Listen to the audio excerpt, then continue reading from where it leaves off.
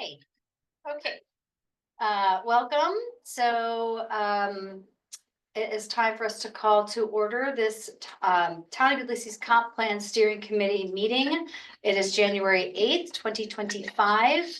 Our first order of business is roll call. I actually need to call the board meeting together also. So we're gonna, oh no, I'll do it. So yes. So also I'll call to order a special meeting of the Ulysses Town Board at 4:32 p.m. on Wednesday, January 8th. And now it's all yours. Okay. Thanks. Okay, so we'll start with roll call. We always go this way first. Carl Plankowski. Neil Stegeson, Town Planner. Kayla Olson, Town Supervisor. Mary Bouchard, Town Board. Roxanne Marino, Conservation Sustainability Advisory Council Chair. Liz Weatherby, Town Board and Steering Committee member. Allison Weaver, Steering Committee member. And I'm Ann DePetta. I'm Steering Committee member and the co-chair. So I was gonna say, no. You're the chair. Vice chair. Yeah, okay.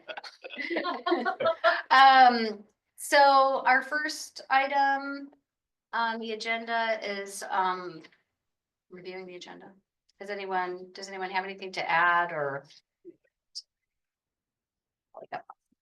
Here. So did everybody get the agenda? Everybody had a chance to look at it? Okay. Do we have any discussion about the agenda or any changes? No. Okay, so then we just need a motion to approve the agenda. Move to approve the agenda. Oh, wait a second. One second. Thank you. All in favor? Aye. Diane. Diane, come on in. Hey there. Good.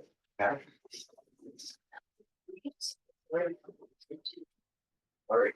No.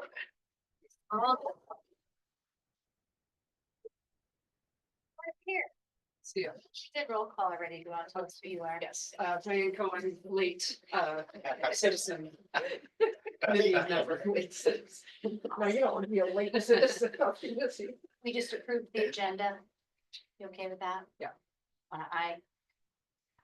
Okay, so the next item, number 3 on our agenda is the joint visioning exercise with our town board members that are here. So I think you're our leader on this. Okay, super. Thanks. All right. I think everyone knows me, but in case you don't, I'm Matt Thorne with MRB Group.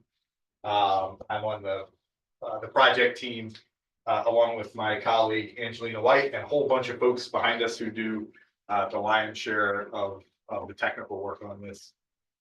You've probably heard me say this, a lot of you have probably heard me say this, but of all the work that we do, and we do lots of really cool work, this is my favorite work, comprehensive planning.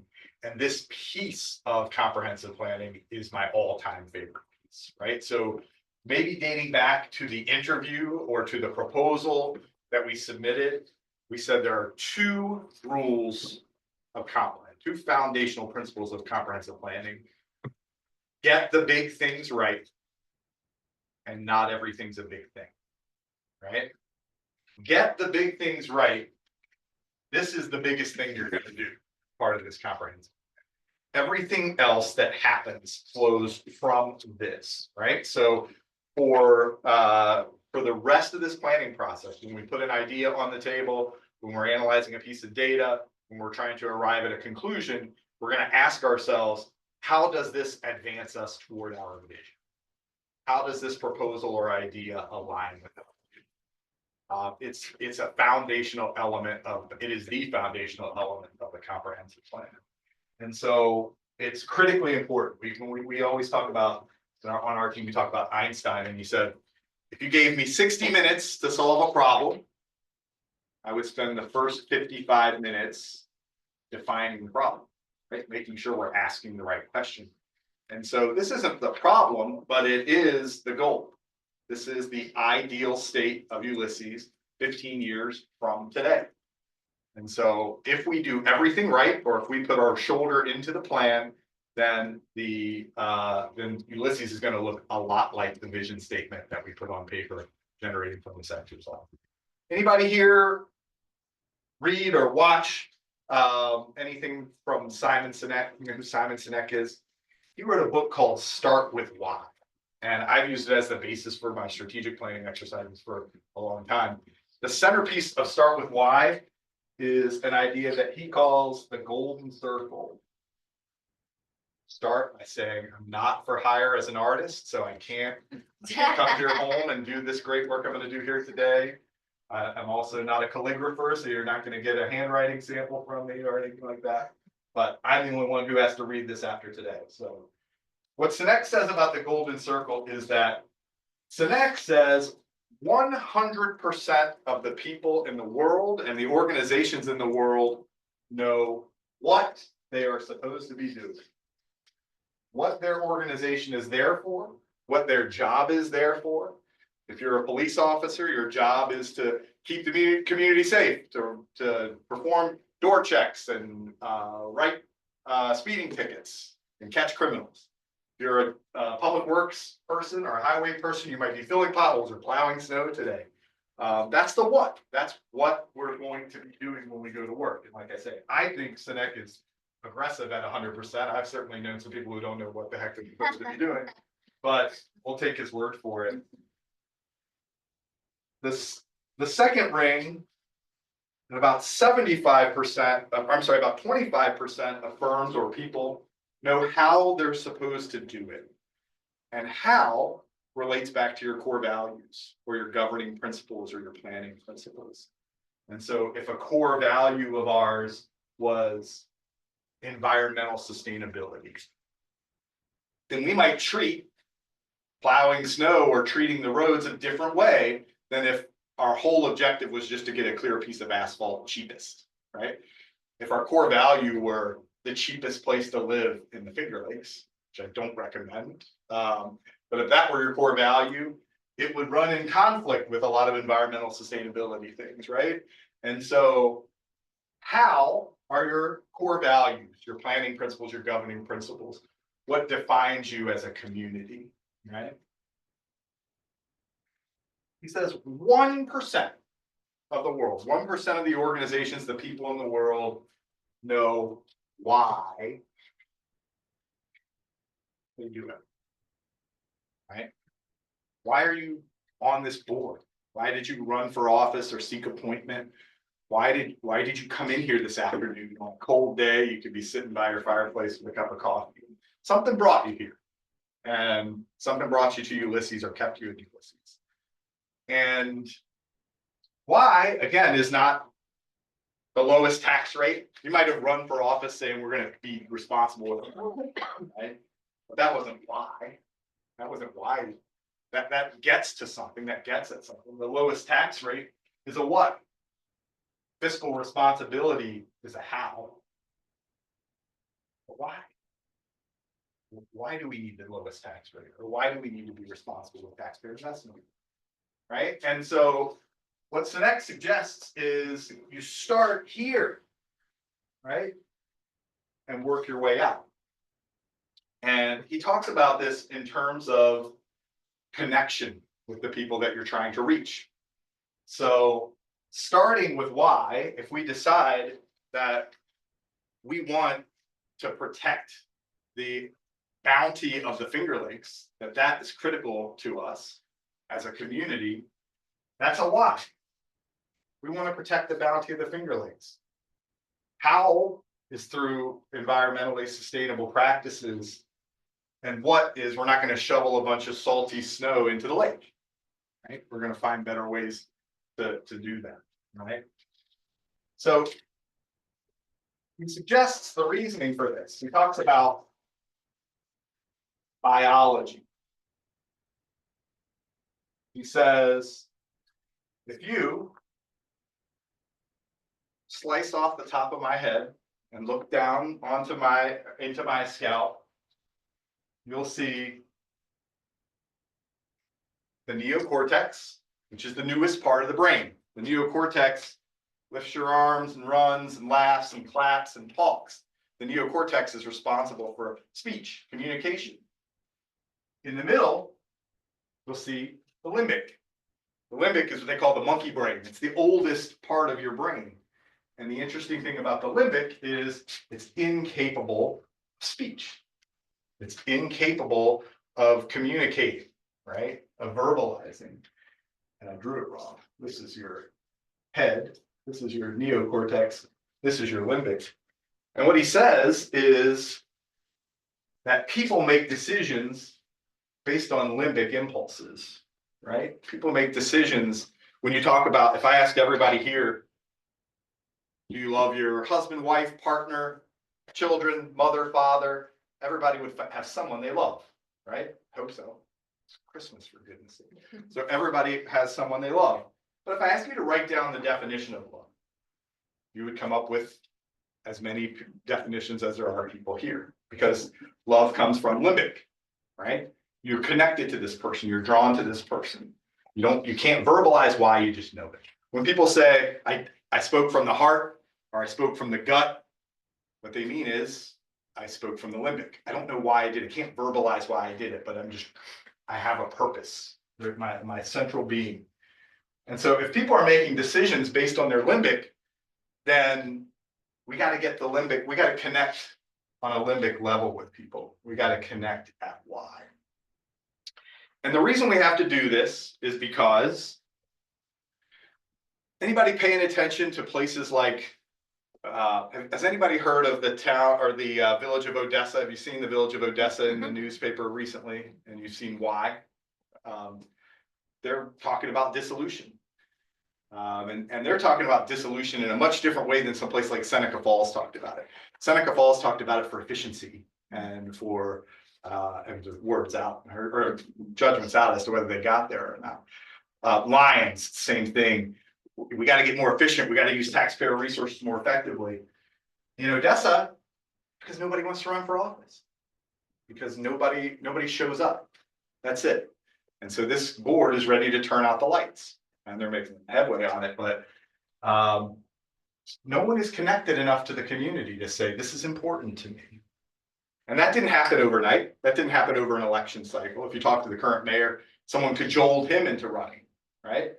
And probably the mayor before him cajoled him into running. And over time, that dissipates. Think about how hard or easy it is for you to attract a planning board member.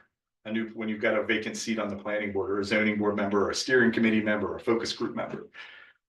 If you're in a community that's connected to its residents, that's easier than a community that's disconnected, right? And so the vision is your why.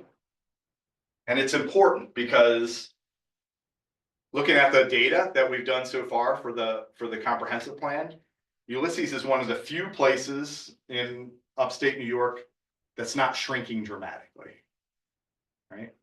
It's not declining in population dramatically. The report says there's a single-digit decline that's a rounding error. So we're going to say that Ulysses' population is stable. It's stable for a reason, right? People are connected to this place because people are leaving communities in upstate New York in droves.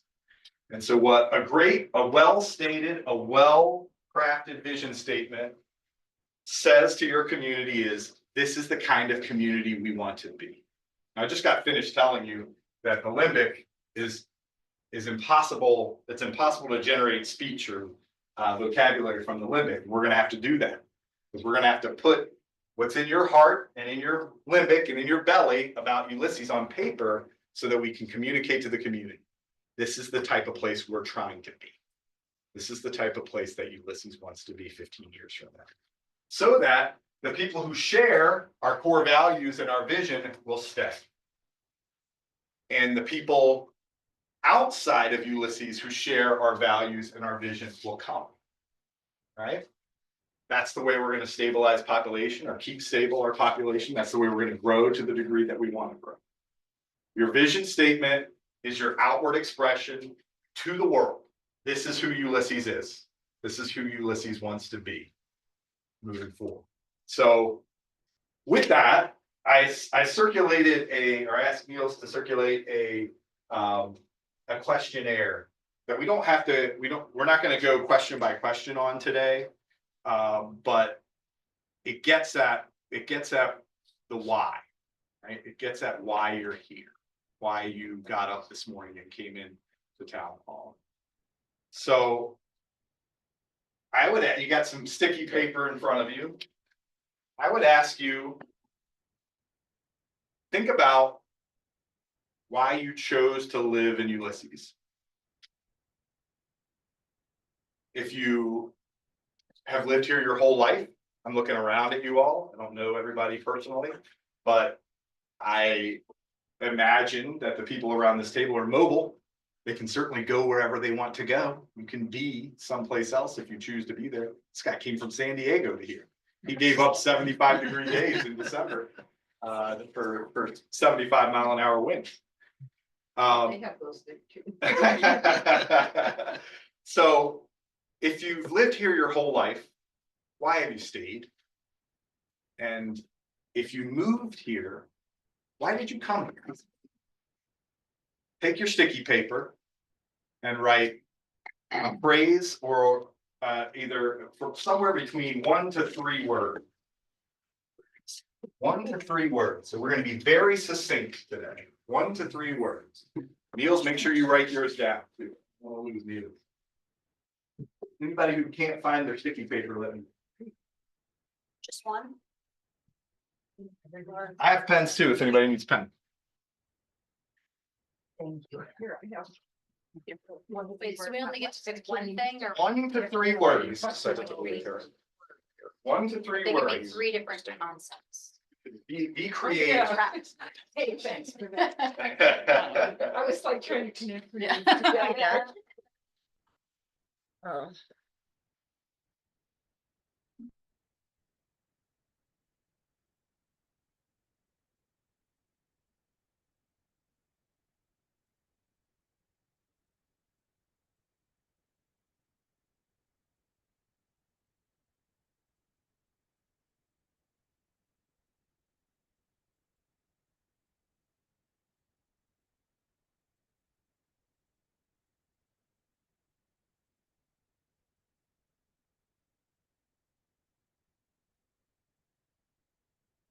Very good.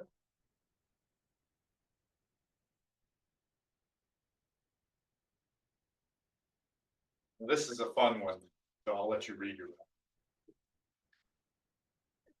I'll start. I'm going with answer 3 things that are not connected. So the environment here, the community feeling that there was, and the school.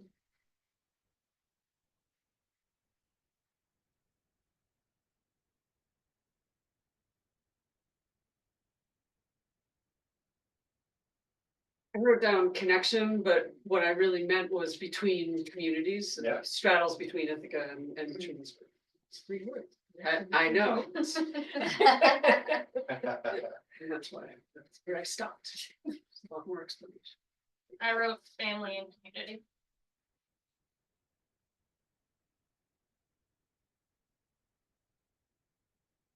Community, schools and job.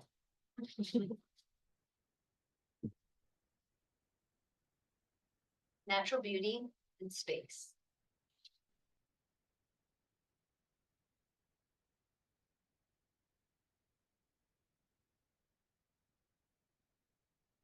You, the lake house. 3 words.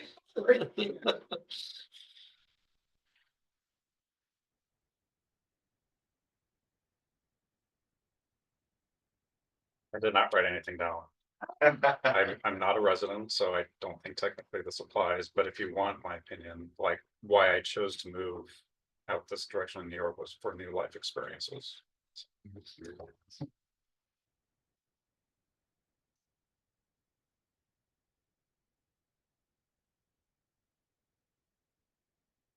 I originally came for economic opportunity.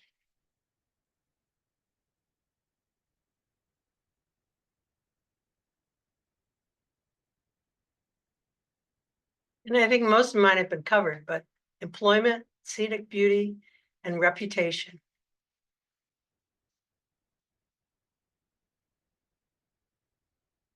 Great. So all of you, even the elected officials who might earn a pittance based on their hourly contributions, all of you have effectively volunteered to serve your community or have given up significant amounts of time in support of your community. If there's a different reason than what's up there now, would anybody be willing to share that? Why did you choose to serve? Supervisor, you have an idea? Because I saw what I perceived to be a lack of representation of segments of our community. And I thought I could help make connections to those parts of our community.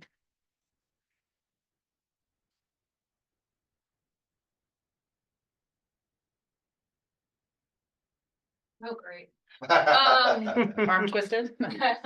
Yeah, no. Compulsory service. I mean, it kind of goes along that same lines, but my family, I married into a family that's 4 generations in the town of Ulysses. And I wanted to make sure that my kids have the opportunity to stay here to continue that tradition and the connections. Yep.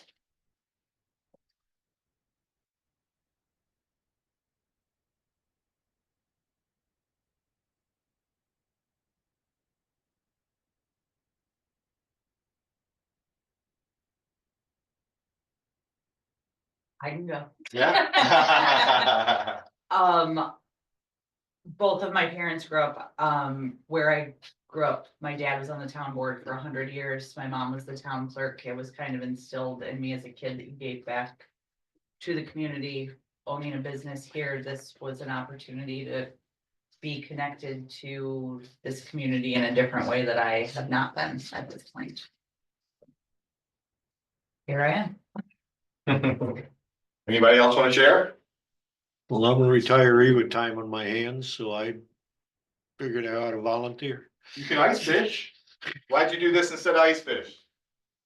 I can fish when I want, but I try to give back to the community. Just kind of surprising in the 70-some years I've been around. I've never lived in many towns, never been part of any local government till I got here. That says something. My first response was like moment of weakness. But then I changed it to, it feels really important to me to make sure everyone has a voice. And so, because I don't live in the village of T-Burg and I know the outside areas can be sometimes hard to hear.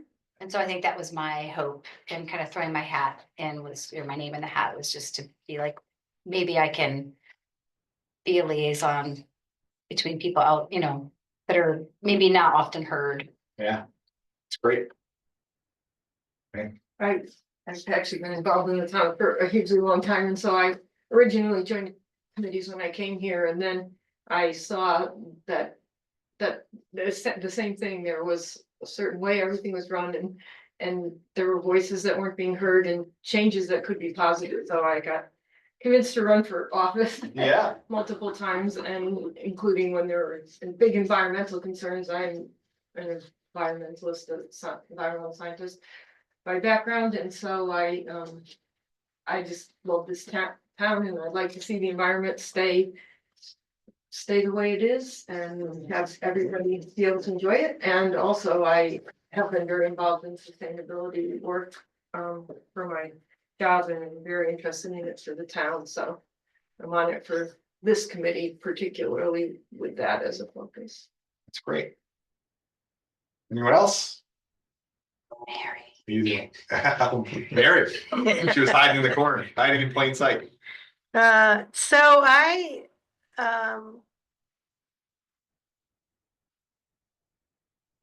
ran for office, I think, because I felt that I had something that I could, contribute to the town. Because I worked for the town before I ran for office. What was your job? I was the bookkeeper. I Oh, was the Blixie of the past. With me. Oh, yeah. Yeah. Roxanne was the supervisor and I was Yeah. the bookkeeper. So, yeah, I just thought, and also, well, I was on the village board too. about 15 years ago. And, but I'm involved in a lot of like community organizations and stuff. And so I thought that, you know, I have an ear out in the community in a lot of different ways. Yeah. And I thought, you know, that, that would be a valuable thing that I could bring to this position. And, you know, I hear from people. Yeah. Yeah. Alright. I'm gonna ask you all now to get your sticky paper again. And write down one concept this time. So you can't cheat. Don't use 3 words to jam in 3 counts. So one idea, one thing about Ulysses that has to stay the same for us to be great. One thing that cannot change if we're going to be a great community to live in. This is something that your relatives on the West Coast who've never been here, you call them and say, you gotta move to Ulysses because you gotta come visit or see us because.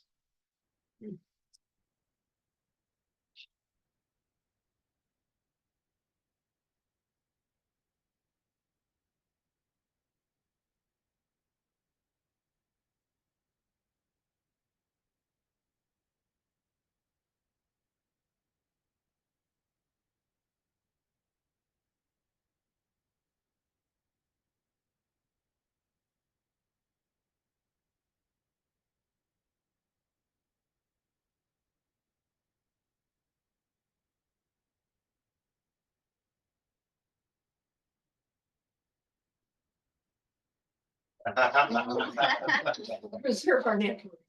Yep.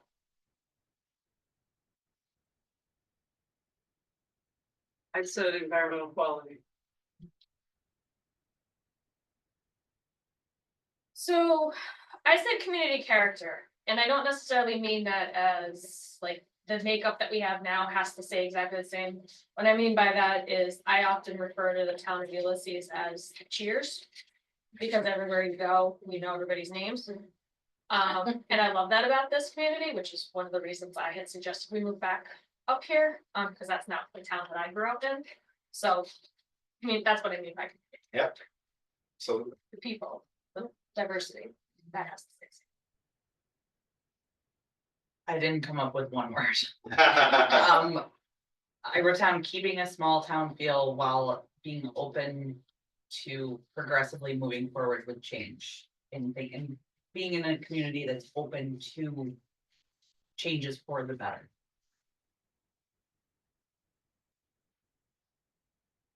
I'm gonna do something unfair because I didn't do it with anyone else, but I just want to poke at the second part. Today, you feel like Ulysses is open to change?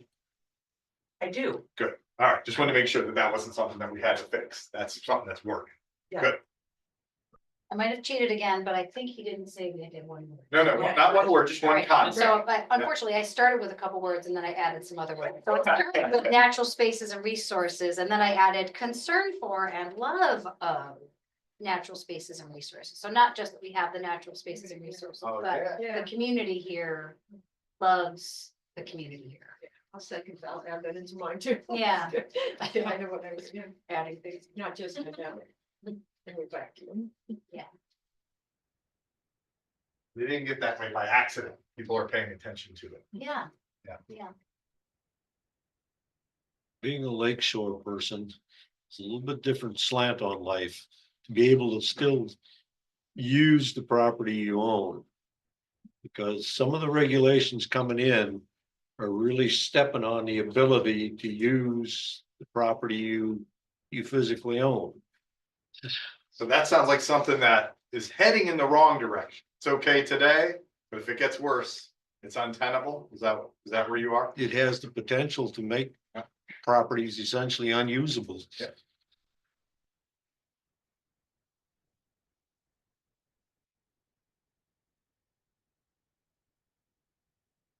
I thought we were trying to stick to one word, but then expand it. That's good. This was difficult for me because I believe that everything changes, so to say something that shouldn't change is contrary to everything about me. But I would say one thing that I have found endearing about this place is community passion. I think there's a lot of people that truly care um, about issues, and hopefully the community can retain that so you don't have an issue like Odessa where people just start checking out. And So you pulled a fast one because you said it's one thing you never want to have change. And so in what I responded to that is nothing. I think everything should change to some degree because everything we have, community connections, everything can be better. Everything can be invested in. So I wouldn't want it. There's nothing about Ulysses I'd want to put in a lockbox and say, because natural resources, you know, our lake, I'm concerned about the quality right now of the lake, right? Like there's instability in all of those things. So I would say that, but to pivot, so, but I'm also a planner, so that's, Neil's and I are on the same wavelength in that. So, but I would pivot on, or not pivot, but I'd piggyback onto what Neil's pointed out, which is engagement. And one thing I really have appreciated is that even when people are with different opinions, I see more engagement in Ulysses, civic engagement than I think a lot of communities have. Could it be better? Yes, but I think it's pretty robust. You're gonna help me rethink that question in the future. Mary? Well, I came up with the one word lake, the lake. Lake. But, you know, actually, it could be cleaner, you know, I mean, like from the Habs perspective, because I was thinking a swimmable, navigable lake is a wonderful thing to have. But, you know, it's actually a lot of the year, it's not swimmable. Does it coast back then to, So I don't know, you know. to the fact that there are people who are paying attention to that? Is that something that shouldn't change in your mind? Yeah, You have- yeah. You have to have people vigilant about it. Yeah, I think we need environmental champions and, Yeah. you know, CSAC is a great example of that. Yeah. Yeah. Maybe your question is more something you don't want to lose, that we have that you Yeah. don't want to lose, rather than change. Yeah, that's a good point. Change. We should say, and at least say, that shouldn't change for the worse. Yeah, right. Well, I'm gonna ask, I'm gonna put us at great peril. I'm gonna ask the inverse of that question, and let's see who can ferret out the inverse of that question. The inverse of that question, I think I'm using that word right, is what has to change in Ulysses? What must change for us to get stronger as a community? Take a minute. I don't see people dashing to their pens, so that's a good thing. But there must be something we can work toward. There must be something that we have to fix. That must change.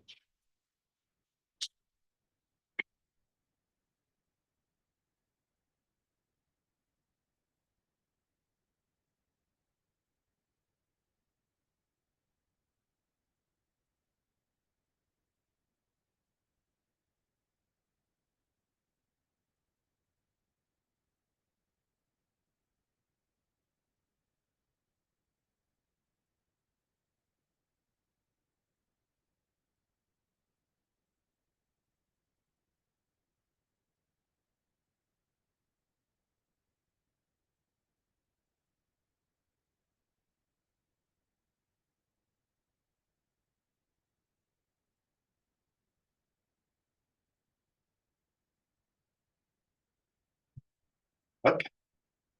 Start on this side. Mary, what has to change?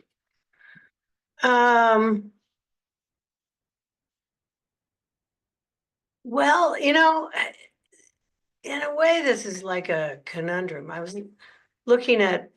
just thinking about this whole thing with the, reading through the, like the home values and that, demographic information that came from the county. And, you know, how, expensive our real estate is compared to the rest of the county and definitely the southern tier. You know, it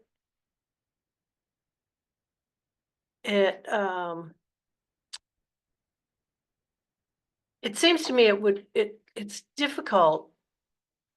You don't wanna price people out of their community.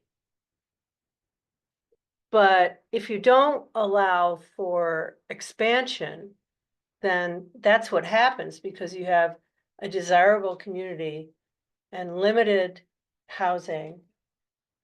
And so, but then you don't want to lose the, wide open spaces and, farms and fields that we have that, really are a big part of the character. So I don't know what the answer is. It's kind of like push and pull, Challenge. of Yeah. kids. Well, it's funny, we work. in a- Okay, I'm going home. We work in a lot of places that have been declining in population for a long time. And so Geneva is an example. Geneva in 1960 was 30,000 people. And today it's 13,000. And so a lot of times, because we work in those communities, we position the question, what must change for us to grow? And every so often somebody will raise their hand and say, wait. Well, why are we growing? Why do we have to grow? What's the impetus for growth? And so I think your point is good. If we can maximize the land resources we have to protect our natural resources and our community character, the farms, and the cool hamlets and villages that are around, that probably means we're not going to grow a whole lot, and that might be okay. We also talk about two types of communities. A community of choice. A community of choice is the kind of place you just have to get to. I'm saving up my money so I can move to Ulysses. I'm here in Ulysses because it's Cheers. Right? I love this town. That's why I'm here. That's a community of choice. The other type of community is a community of consequence. Community of consequence is, or community of circumstance is, my parents are aging. As soon as they pass, I'm on the next Greyhound outing. I'm going to Myrtle Beach. Some other crowd. Right? And so if Ulysses wants to be a community of choice, we like to say a community of choice for those who align with our core values or who agree with our why. But we're going to get to a cap out point, right? We can't add a lot more housing and maintain community character. That's a question, not a statement. But all right, we'll pin that. Supervisor? So, I mean, I think it could boil down to housing diversity. Because for me, because while on paper our population may be steady, we have seen a 10% drop in less than 5 years in the Trumansburg School District, which is a reflection of significant changing demographics.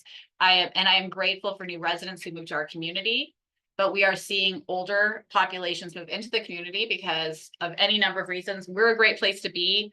Florida is deteriorating in terms of any number of reasons. So we're seeing people staying.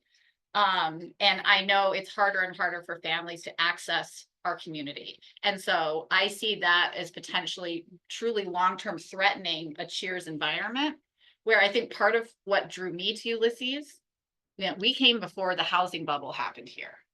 And there was more diversity of income brackets here. And what I'm concerned is we become a place of choice for those who can afford to be here at a very high price point. You can afford to build $1.5 million house. And there's not somebody who's here who can afford a $200,000 house. Those used to exist in Ulysses not very long ago.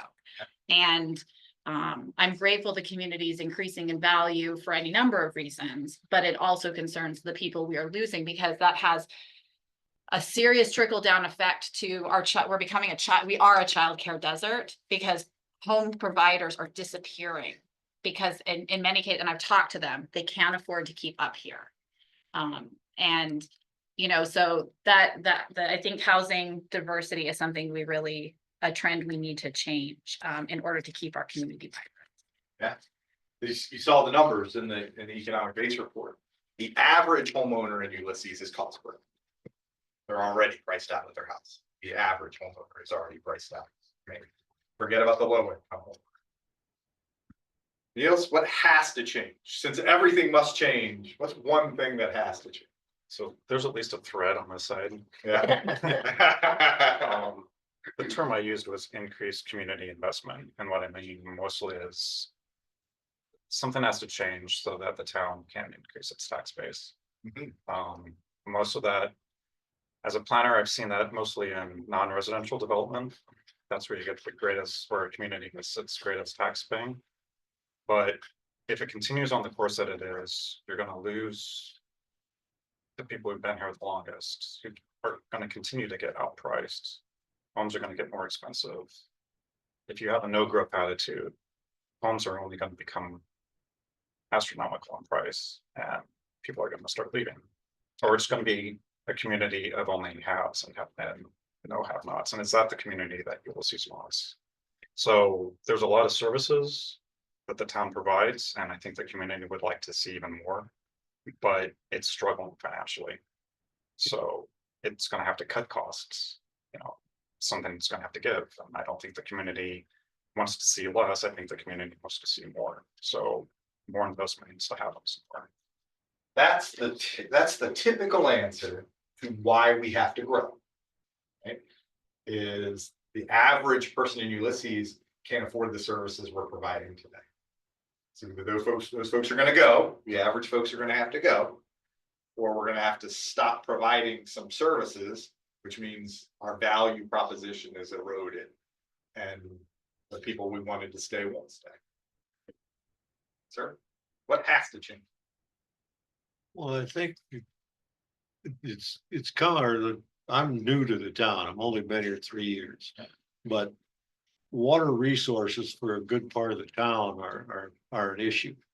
You know, wells and that, and every time you add a new house that puts another well down, it's another soda straw in the same kettle of water. That's right. And, you know, they do have a water district here that covers part of the town and potentially expanding that, but that adds cost and probably drives a tax issue. I don't know, you know, how our water district, how much it's actually costing the town in tax dollars to keep it functioning. Well, it doesn't cost you anything unless you're in a water district, so that cost is exclusively borne by the people who benefit from the water. Okay, So- well, then it's relatively neutral. You know, it's expensive to get put in, but you can often find grants to help that. But I think we need to seriously look at trying to expand the water availability, city water, Yeah. rather, because the well testing they've done around here, there are a lot of wells that have problems with the quality of the water that's coming out of them. That's great. Good to know. Not great, but it's good to know. Was trying not to change mine as we were going along. My first word was affordability of housing. Mhm. Yeah, I mean, that's just the world I live and work in. But as everybody was, as you know, we were kind of going along the list here, I was, another word that was popping in was just inclusivity, like just being inclusive. Which is tied to affordability.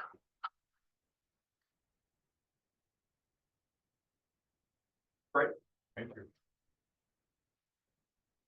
The word I wrote down was affordability. I'm in that age group of. I was lucky to move here again Yeah. before the housing boom. Yeah. And there's a lot of people that want to be a part of this community for all those reasons plus more. And it's trying to balance. Not getting too big with. Also trying to make sure that we have new growth. Yeah, that's great. I wrote balanced development, and it's kind of.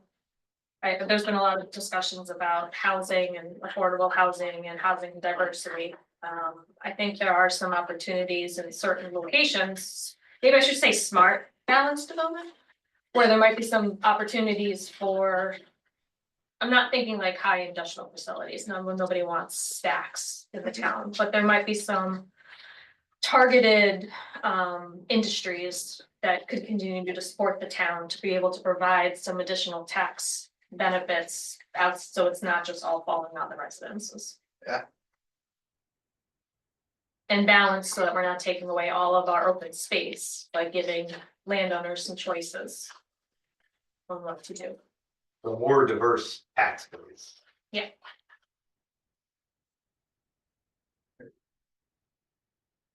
I kind of seem to be on the theme. I said better protections for environmental quality, thinking about what's happening with the lake and then, you know, what happened in Jacksonville 40 years ago, and what could happen in the future.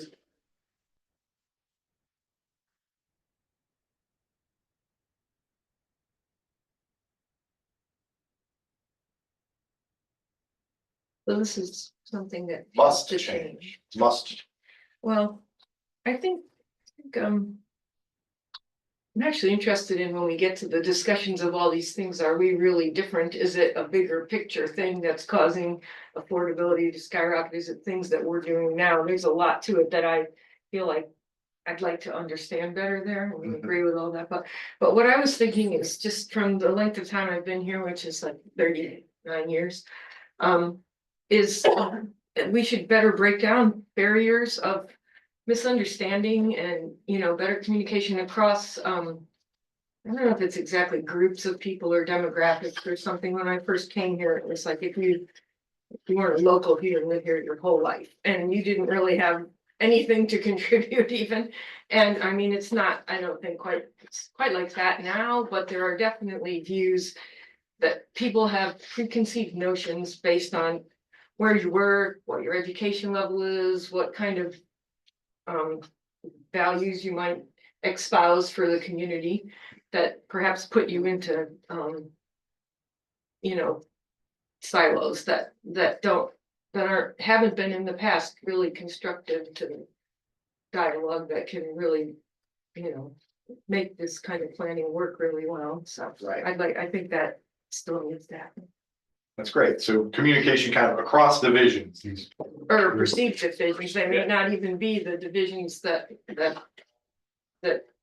it seems that there are. I think that's the largest scale thing in our whole country right now. Oh, for sure. But, you know, I don't think it's helping things locally, or it will help things. So. One last question. Limit yourself to 3 words. Or 3 dozen, Ann. Everybody, yeah. A paragraph. In 2040. Ulysses is ... Wait, how many words? 3? 3 words. In 2040, Ulysses is ...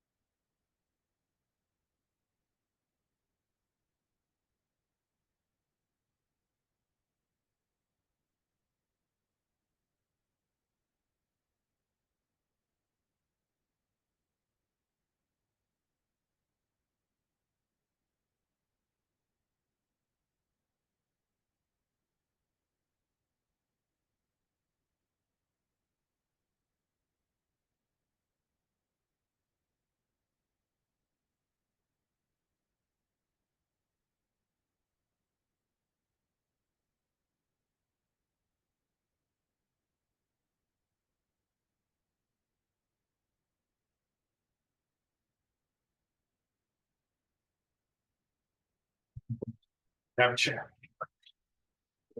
All right, we're gonna start in the middle this time. Oh. In 3 2040. words, you said. 3 words. Okay, safe.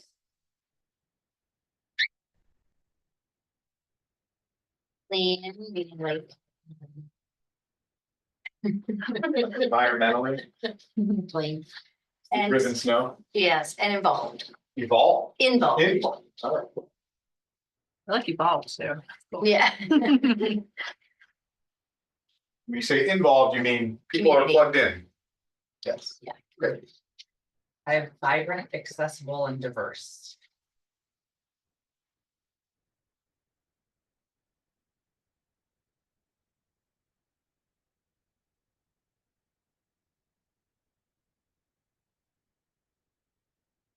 family road too, but it's Economy, still here. still here. I wanna make sure that the town is still here in 2040.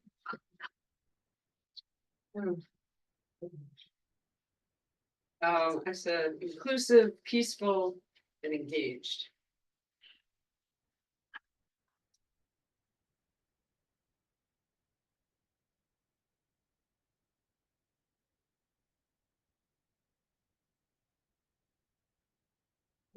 Viable, cohesive, sustainable.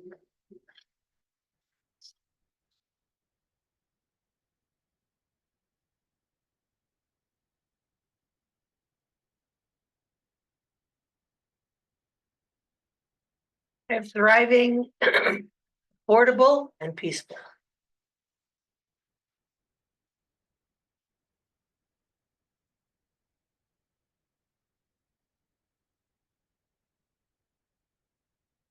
I didn't copy off of Allison, but vibrant, accessible, and so those two are already on the board, so well done, people. Multi-generational, Ah, the new one. Oh, that's a good one.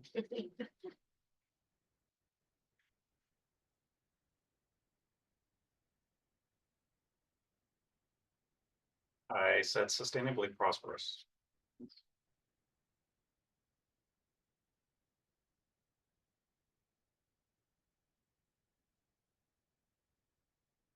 Livable.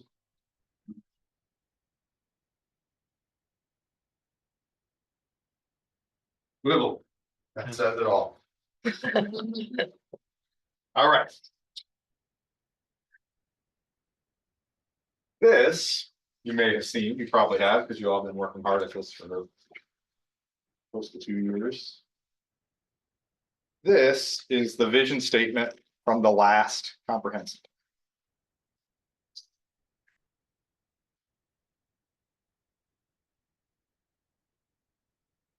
So since another consultant wrote it, you can be as judgy as you want. Thank you. But. Looking at this. Are there any words in here that stand out at you as? Grinding against your current view? Something in here that you say, oh, that's gotta come out. Nothing offensive. To your sensibilities.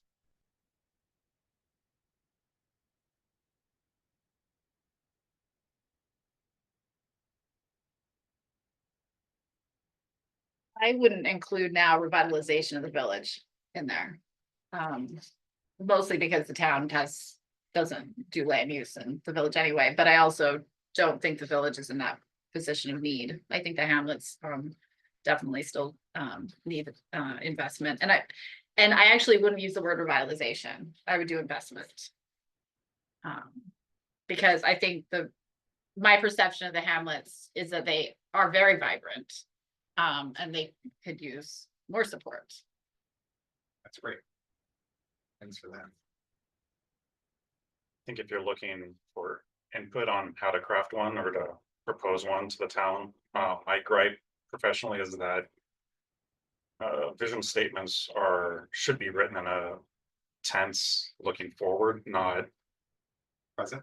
present, and like, because you're looking at it's like you're looking through a vision glass in the future, and this is what you're seeing, like you're looking through it at a TV. And there's a lot of things in here that's more like directive, like we will strive to do XYZ. Those are more directives. Those aren't vision statements. Yeah. So I don't have anything necessarily. There's nothing in here concept wise I don't like it against. It's just the way in which it was written and constructed. That's a tug of war in the planning community. And it's frustrating for residents. When we put this out at the public forum, if we presently state it, residents' tendency is to grade the paper and say, wait, we don't do that. Or we're not good at that. And we say, no, that's what we want to be good at. Or that's what we want to be. And so it confuses people. So. I don't have an issue with it. I'm just questioning the current status of the statement. That we take great pride in our agricultural heritage and character. And the reason I say that is because in my experience, I think folks like the open space. They like looking at cornfields, they love looking at the hay fields and the soybean fields. They don't actually like farming. That's good insight. So my personal stuff aside, I think it's very important. It's still a very important part of this community and very like the diversity in the agricultural practices in this town are great. And I do want to make sure that we continue that. I don't know how much pride in the agricultural character people actually take as opposed to open space. Right. We ask people a lot, and they say, we love rural. I say, well, what's rural? Is a chicken farm rural? Right. Right. They don't like the dust, the smells, like there's a lot of stuff that comes with farming that. Yeah. That, It all Not happens at always. 5 AM too. exactly, the long hours.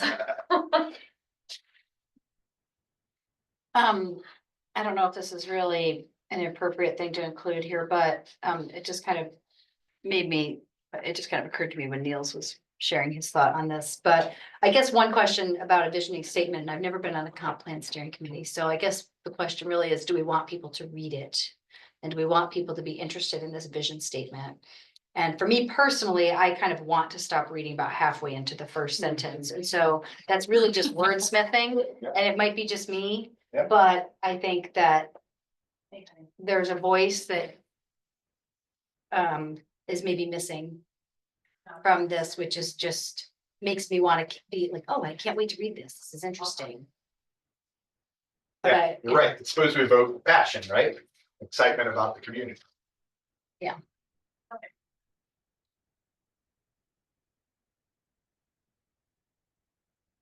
Any other takes? I just want to comment a little bit more on what was said too. I think that, and I think I've said this before in the meetings, I feel like that's an important goal of our public outreach.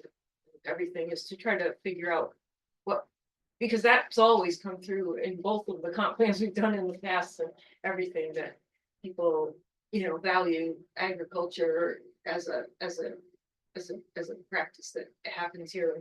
And to really try to get down more to, is that what people value, or is it just the open space that they value? Because, I mean, personally, I moved here, we have 90 acres of land, we've always had a barter sort of relationship with the farmer that owns it. We really liked that, we were really happy about it, we're happy to try to help keep that going. And so I truly do like the agricultural labs, having some agriculture, having some diversity, but I think that in trying to preserve that, sometimes, there's a lot of differences of opinion on how one does that. How much you have to try to constrain things in order to be able to keep that there for other generations at the scale of land needed when developed. And so I think that those are really difficult questions that this community needs. I really hope that this time around we can get our minds around that, get a good answer. That next focus group is the rural issues focus group, which is where this lands, right? And that's we should really poke at that. I think so, and I think it's a lot of misconceptions of what different people think about agriculture, they may or may not at all, so Yeah. I hope we can really have some good dialogues with the community about that. I think it's really a key challenge to us. You certainly have to settle it because it's a big part of your life, right? It's a big part of what goes on. It goes to everything. It goes to developing more. How do you do it? How do you develop more housing? We have pretty limited land here. It's a small town. Where do you want to do it? The people, it's small. So the people, if you decide you want to do it there, aren't going to like that. There's a lot of interconnected challenges, but agriculture is a bit at the core of some of it. So I'm really looking forward to that. And there's a lot of push and You're pull. leading us through that dialogue and finding out the answers. There's push and pull on the regulatory side too, right? So Hugely. farmers are big property rights guys typically, right? Big property rights folks, and they want to do the right thing. They intend to do the right thing, but they don't want to be told to do the right thing, and they don't want to be told the right thing. They've done it forever. They know. How about you all? Read the paper a bit on the vision statement? Nothing yet. Nothing yet. Okay. All right. That's okay. Gather your thoughts. Okay, so. We are at time. So where we go from here with this, right? A less scrupulous consultant will take all these words and plug them into Chat GPT and be back here tomorrow afternoon. But what our team's gonna do is parse through these themes. And create what we see as kind of predominant vision themes, things that are jumping out at us or that need resolution. I think the rural issues piece really needs some resolution. The growth piece needs some resolution. And so we're gonna generate this kind of list of vision themes and then let the steering committee hammer it out. And strike the balance or land on the proper context. And then we'll put together a draft vision statement for the committee to bless. And then where it goes from there is our next joint session with the town board is what we call confirmation of direction, which is at that time, we will have a vision statement that we're excited about. We will have some context around each of those priority policy areas that we've been working on. So we'll have a higher level policy statement on each of those. And we'll bring them to the town board to say, this is what we're prepared to move on.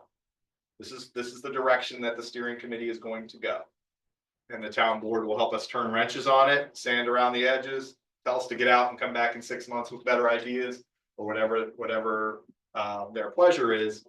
But once we get that confirmation of direction, then the steering committee moves immediately to action plan. Okay, we're gonna do this, and this in the next 5 to 10 years. So again, it's critical to get this right, and it's gonna be a little frustrating for the folks who are just itching to get to what we're gonna do first. Because we really do want to get this part, we have to get this part right. Because everything flows from here. So I appreciate everybody for weighing in. I appreciate you all for being here and the town board members can, well, some of you have to stay. Some of you are compulsory, but other town board members who are not can feel free to stay or go, and we'll dive into the work of the steering committee in a few minutes. Thank you all for being here, though. I really appreciate it. I do. I need to close the meeting. Well, I will thank you very much for allowing us to join your session. I'll accept a motion to conclude the town board meeting. So moved. Second, all those in favor? Aye. Although we didn't need to do that, but we're now very officially closed. Thank you very much, Carissa, for clerking. Oh, no. Refer to Circumstance next to you. Thanks for coming, thanks for coming to that. Yeah. Thank you. It's all important, but I really have to go. I'll have my cell license. You're all finished, when and I'll Redo it. Like engagement session personally. Thank you. Our meeting's. Yeah, just let me know. Oh. So I make Molly a co-host. Okay. But I don't know if you need to, you wanna have this closer to you? No, but can you, is everything just running? Okay, and I'll just shut it down. Yep. Okay. But we won't see, Recording. I'll give it there. we won't see Or pick it comments, tomorrow, so You can leave it here if you want.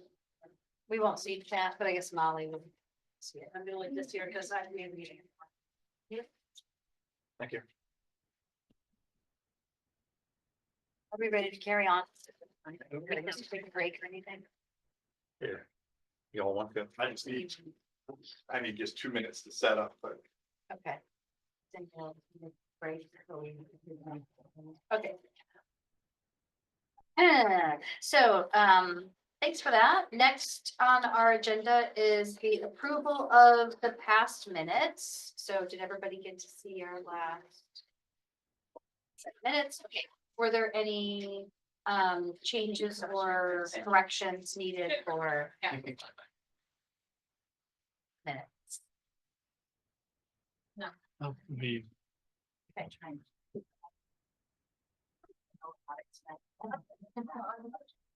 I don't get to do any. I just get to get.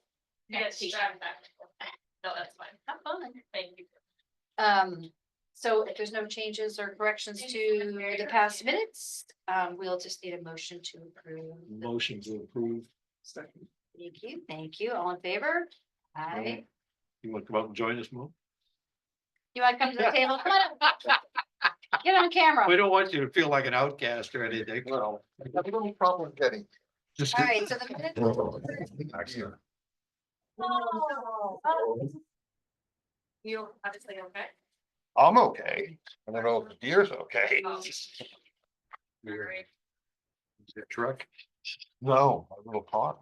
Oh, One of the things we don't love about rural. That's right. That is a little thing. Agars Road has a lot of deer on it. That's where it was. They go around. Oh, yeah, yeah. It's luckily that there was ice on the road. If there wasn't the ice, then it would have been more Worse. devastating, yeah. All right. Okay, so that's item 4. Item 5 is privilege of the floor. So this is the portion of our meeting where members of the public can make general comments on items that they want to comment on. You have 3 minutes to do that. Is there anybody in the audience? We do have somebody on a phone. I'm not sure who that is. So just want to make sure that's not someone who would like privilege of the floor. And I'm not sure how to unmute someone because we don't have the. Hey. I guess Molly.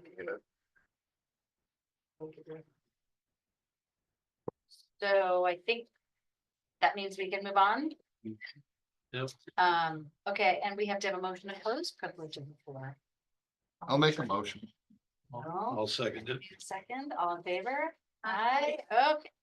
And, okay, so line 6, item number 6, old business items. So this is the results of the focus group number 3, capital facilities and utilities, transportation and community well-being. Again, this is gonna be Matt, just gonna do our debrief on that. Did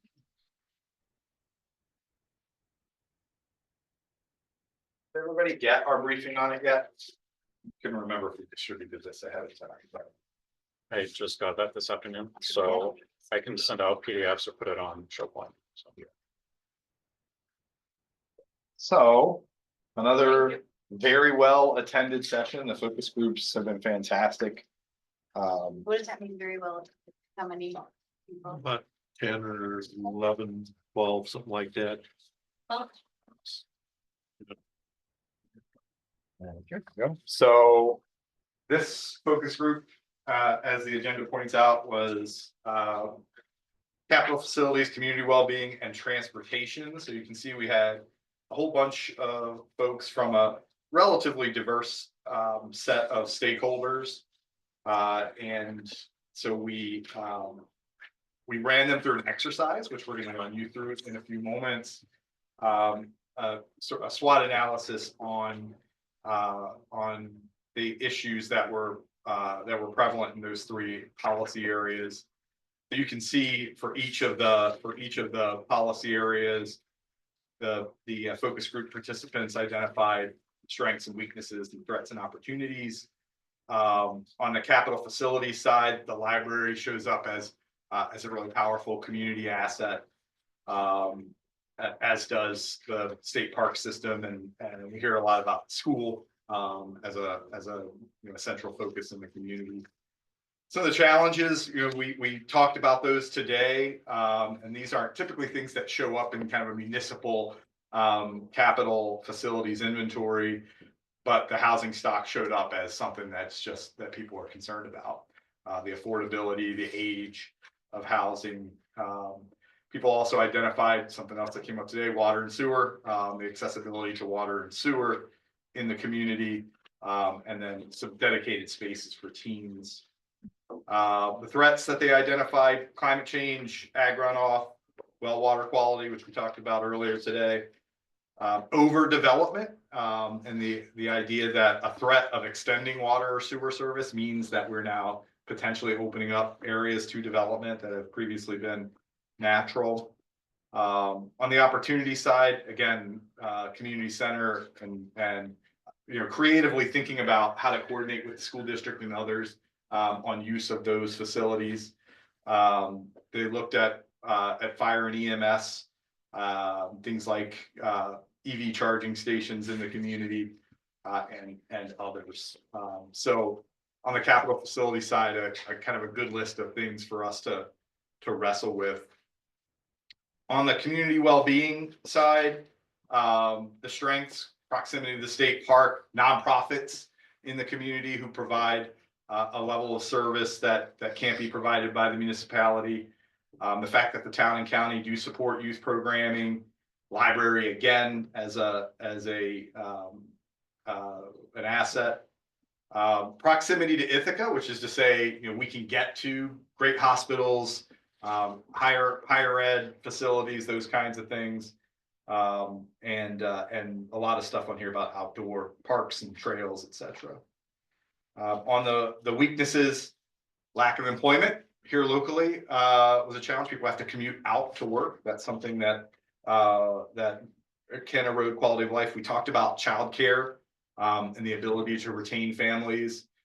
Without that, we've got healthcare as a shortfall or shortcoming, a challenge obtaining primary physicians.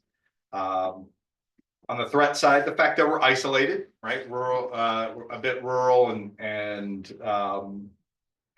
what that means to attracting healthcare and childcare and other things. They identified zoning as a potential threat, the existing zoning and regulatory framework as a potential threat to housing affordability and other issues. Airbnb, that's a popular one as a threat. That's something that's soaking up housing globally. Aging and shrinking population. The aging population, I think and we'll dig a bit more at this on the demographic analysis, but I think the supervisor hit it on the head. I think there's an in-migration of older folks and an out-migration of families as opposed to aging in place, which you would want to see, right? You're hoping that people who want to stay here can stay here, but that doesn't appear to be the situation. On the opportunity side, the ability to communicate more with our residents, that showed up again today. Third spaces, I don't know if everybody's familiar with that concept, but the idea of, we have our work, we have our home, what else do we do? Where else do we go? And so the opportunity to connect as a community in third spaces, year-round community center spaces for teens in particular, and an opportunity for education, particularly and programming particularly for low-income residents. And then on the transportation side, the strengths, there's some public transit service out this way. TCAT showed up over and over and over again. The road system, which is pretty well kept. Trails, which we think of as recreational, but certainly can serve a transportation function. On the weaknesses, that public transportation is not controlled locally. It is controlled at the county level. And so you have limited influence over routes and accessibility. Just rural transit generally is a global problem, is a challenge. Sidewalks in the community, the ability for non-motorized transportation, how do folks on bikes or walking get around? On the opportunity side, more trails, more transportation for non-motorized folks, EV infrastructure, as embracing environmental sustainability, and then car and ride share, those kinds of things, which are pretty typical rural transportation solutions. So, you know how these work. I mean, it's kind of just a brain dump by the group who participated. So what I'd like to do is have you all run through the same exercise, and then we have a discussion about what comes from that. So a bunch of you already have sticky paper in front of you that have some Post-it notes. I'm going to generate some more Post-it notes in case people need them.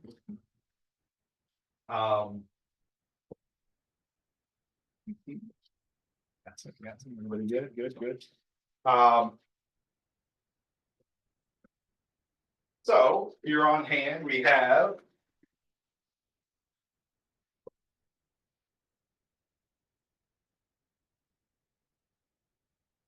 Capital facilities and utilities, and the focus group waded into a broader definition of this. When in the current comp plan and in a typical analysis, we'd be looking at physical space and physical assets that are owned and controlled by the town, right? Streets and highways and bridges and culverts, buildings, parks, water sewer infrastructure, all of that stuff. So as you're thinking through capital facilities, you can get as broad as you like. Just know that the policy area we were focusing on were public facilities, right? Community well-being, which is the best possible way to say public health, but really deals with a whole range of public health, right? Quality of life types of things that keep us healthy and keep us connected. Education can fall into this category. Mental health, emotional support, all of those things can fall into this category. And then transportation, which is pretty self-explanatory. In each of these areas, we kind of ask ourselves, SWOT it's a plague. The SWOT analysis is the oldest method for getting here, but it seems to be the best. And when I talk people through this, I tend to think of it from a standpoint of strengths are, we got it and it's working. We got it and we want more of it. Weaknesses are, we got it and it's not working so well. We got it and we want to get rid of it if we can. Opportunities are, we don't got it, but we want it. Threats are, we don't got it and we don't want it. Right? So mill about, take 20 minutes, 15, 20 minutes, and put your notes on the Post-its and tag them to these boards, and we'll walk through the results in a few minutes.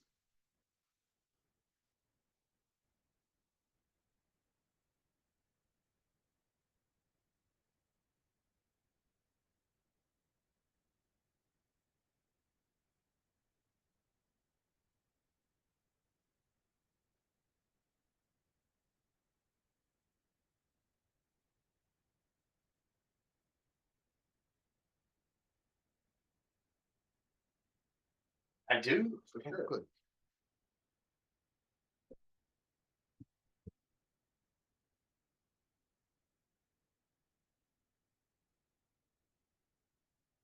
Thank you.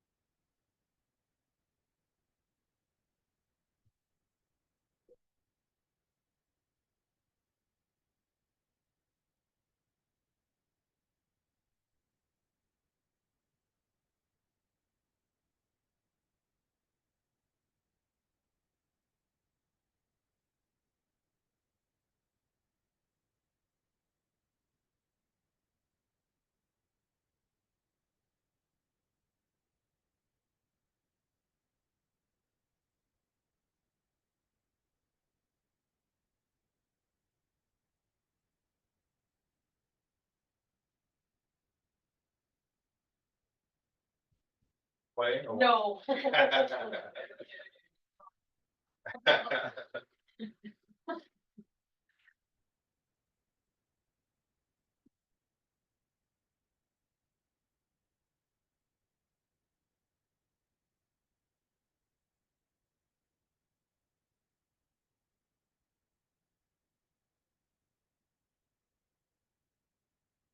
No, keep going, we've got plenty of time.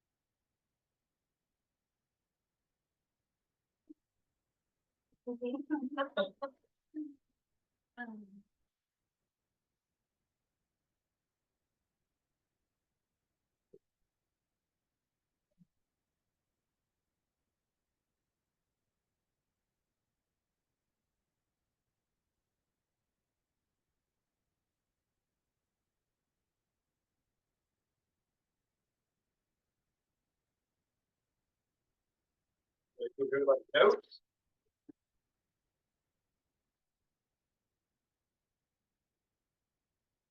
So, the pleasure of the chair, if you don't mind, I would like to just quick shift gears.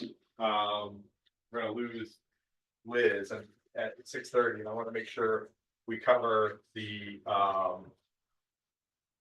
focus group, the rural issues focus group. She's noted and appropriately so that the participation by the farming community is critical. So Liz, you want to walk through kind of the challenges your committee wrestling with getting farmers to the table? Yeah, so 2 years ago, we tried to restart an ag committee that was very active about 10 years ago. When the first comp plan was done and we're active and prepared an agricultural protection plan that we're all. At some point that kind of dissolved and fell apart. And when I came on the town board 2 years ago, it was one of my goals to restart it. And the first meeting we had a lot of participation at, but we haven't really been able to get the same participation at the last couple meetings of a variety of different farmers. So, I mean, I would love to see organic farmers, landowners, people who rent land. Traditional farming has to have a voice. I just want to make sure that agricultural community's voice is in this meeting. So, I don't know if there are thoughts of timing. I want to give them enough heads up so we can, and I'd like to use that as the ag committee meeting too. So I just wanted to see if there were any thoughts and suggestions you need about how to do that outreach, please. Do you have a list of all the farms? I have a list of most of the farms. Send them a postcard. We did that for the first meeting, How many? but that also means that, I mean, if we're trying to do this rural focus group next week, I don't know if we have. I don't know how long it takes. Yeah, I mean, the only And honestly, I mean, you can kind of see there's a little bit of traffic stacked up on our end with the drafts.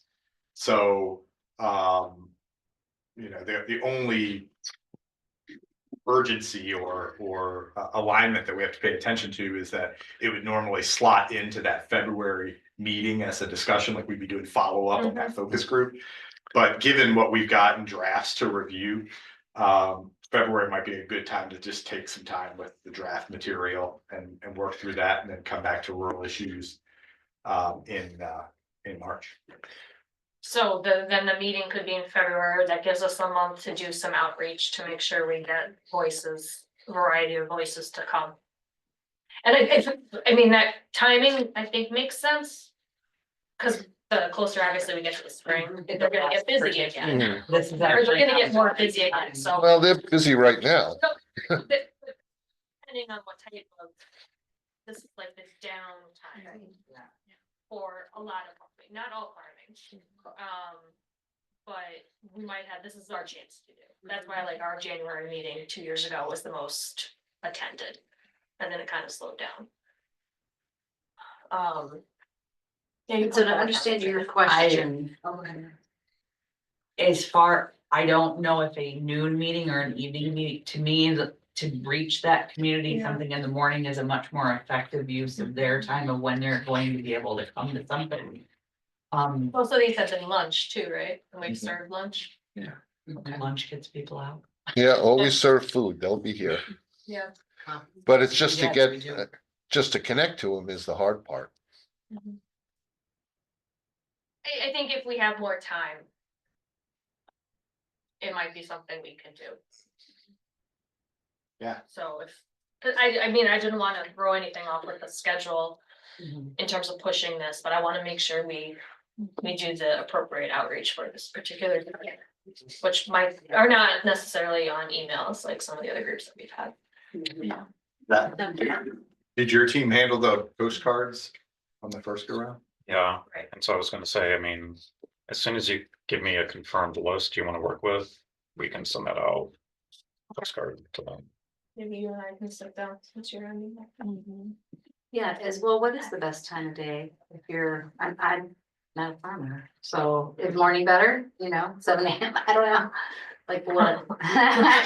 There is no good time. No, Yeah. Well, for the other focus groups, Firehouse at noon or 12:30 seems to have worked pretty well. Yeah. so. yeah, It's crude. Different. I don't know, is it hard to leave in the middle of the day when I don't know. This time of the year, not so much because they finished plowing because of the snow. So they probably have time now, but when it starts to get a little warmer, that's when they're gonna be out again plowing the fields. Do we ask them what? Yeah, let me ask a few people. Well, I could ask, Morning towards evening tours, both ends of that spectrum get tough.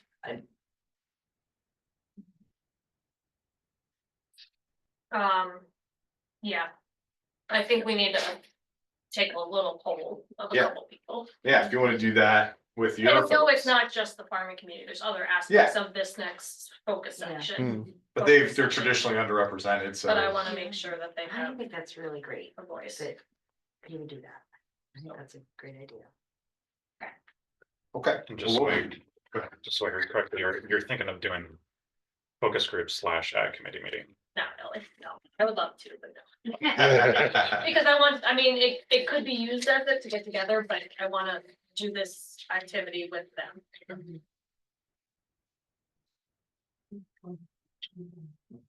Yes, and then. And this was an interesting pairing. This might be the most eclectic pairing of policy issues that we had, because this was rural issues and land use.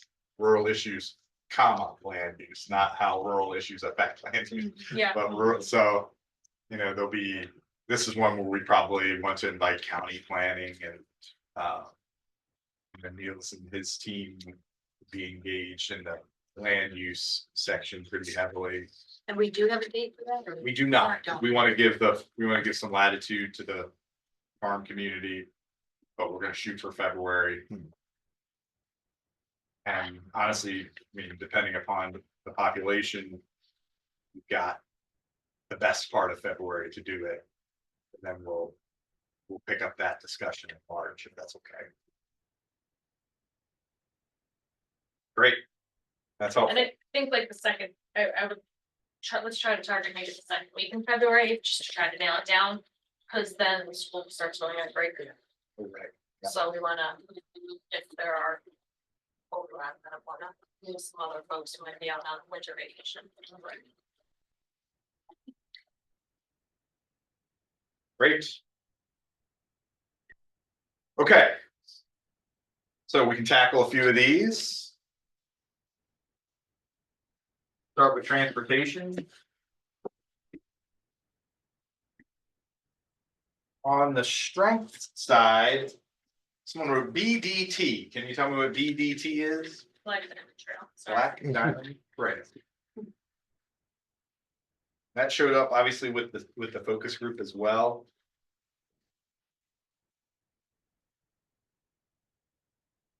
That's a good one.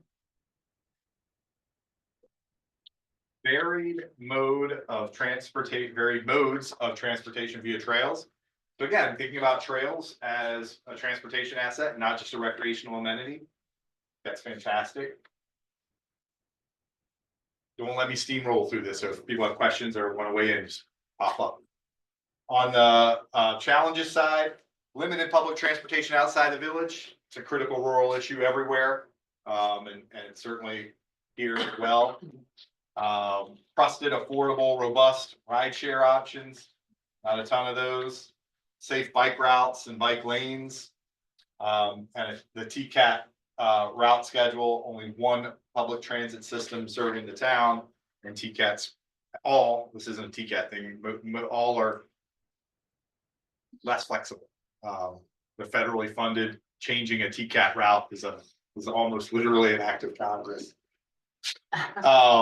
Safe bike routes and bike lanes is an interesting conversation as it relates to ag, right? The farmers want these roads free of obstruction, right? They need every bit of asphalt that you've got out there. And so that's an interesting conversation to have with the farming community, is how these guys play, how these two play against one another or how they can work together. And really just generally anything that's going to show up in the road that's not a vehicle can be a challenge to the farming community. Threats, 4-lane highway, plowing right down through the middle of our hamlets and our villages, and what that means to the community and to the community character we've talked about. Opportunities, Uber, this idea of on-demand rural transit is something that's starting to grab nationwide. And so can we use an Uber type platform to address transportation needs? A public transit linkage to TCAT, first mile, last mile. It's a smart way to look at it, since they are relatively fixed routes, or in most cases fixed routes. How do we get the most needy folks to those spots? And then bike routes connecting clubs. Is that clubs? Am I reading that wrong? Oh, that might be me. I can't even see that far from here, Yeah. but Bike I routes think connecting- it was the conversation about connecting, like we have bike routes, we have trails, but they don't connect to like Sherman's Ferry. Oh, yeah. So determining, and which kind of ties into like not making every rural road difficult for a farmer on a gigantic tractor. Like if there was a decided Yeah. route that was gonna connect the BDT to T-Burg or Jacksonville, the hamlet, like what would that be? Yeah, that's great. And that's something that you can work with farmers on, and now they at least know where the congestion's gonna be. Yeah. Cool. Other thoughts on transportation? I do think that you'll rest. I mean, an interesting thing about Ulysses as it relates to this is the kind of wealth that's here, right? Folks are less reliant. The folks who need it really need it, right?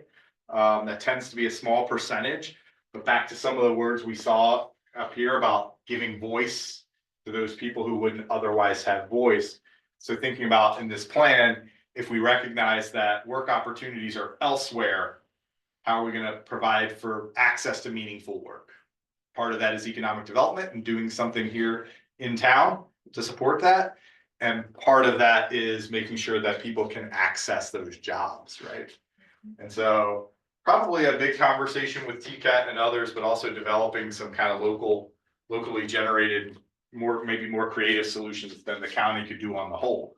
Counties tend to feel like if they do for one, they have to do for everybody. So they'll say, well, if we do this for Trumansburg or for Ulysses, now we gotta do it for this one and this one and this one, and so. If they make us a train line, then they gotta do one. for Then it's just it's a good Yeah, excuse. That'd be amazing. Do we have car share? Like Uber. Can you catch an Uber? No, I No, mean car share. like, That's only in like, Ithaca. I need a car on Saturday, you know, like sign up for. No, it's only Like Ithaca smart has it. car? Yeah, Ithaca had it for. No, they still have They it. still have it. They got it Yeah. back, they lost their insurance and they got it back. Yeah. Yeah. There's There's no, still there's no lots of car cars. share park out here? There's no I've spot. never seen it, but they have like the recognizable. Yeah. so I haven't seen it. Nothing in town, it's interesting. Yeah, it's the insurance that stops them. It's very expensive. The insurance refused to do it, so. Right, Anna yeah. Cross got them to Yeah. turn that around. Yeah. The challenge, rural transit is a big hot issue for sure. Capital facilities. TCNS, That's the nursery school. nursing school, Nursery school. nursery school.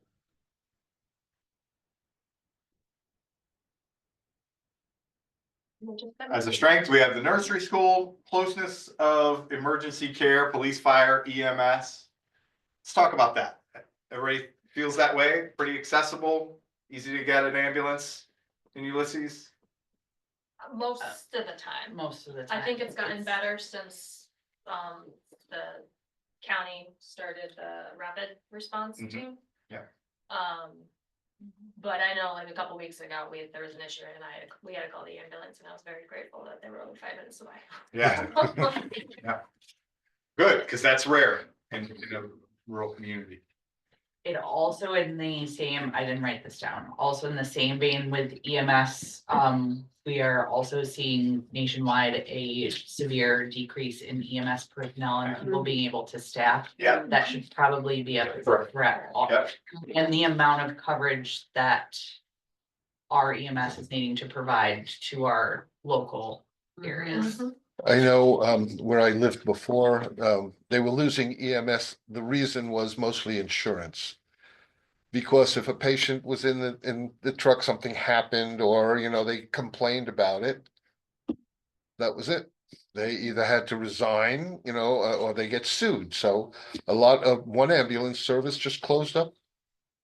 Yes, and lack of people wanting to do it, period. Yeah, yeah, because they're afraid to get sued. To do that. Yeah. So there's. That I. Want to get trained in EMS and EMT. So if you have the group of people, we have. I do have some, yes. We don't want them homeless. No, 'cause when, Yeah. yeah. Yeah. I get the back end of it, so.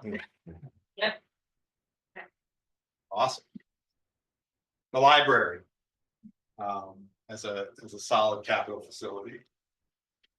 Weaknesses, aging culverts, got a big grant for that, so that's good. We're gonna get started on the culverts, but aging culverts not meeting flow rates.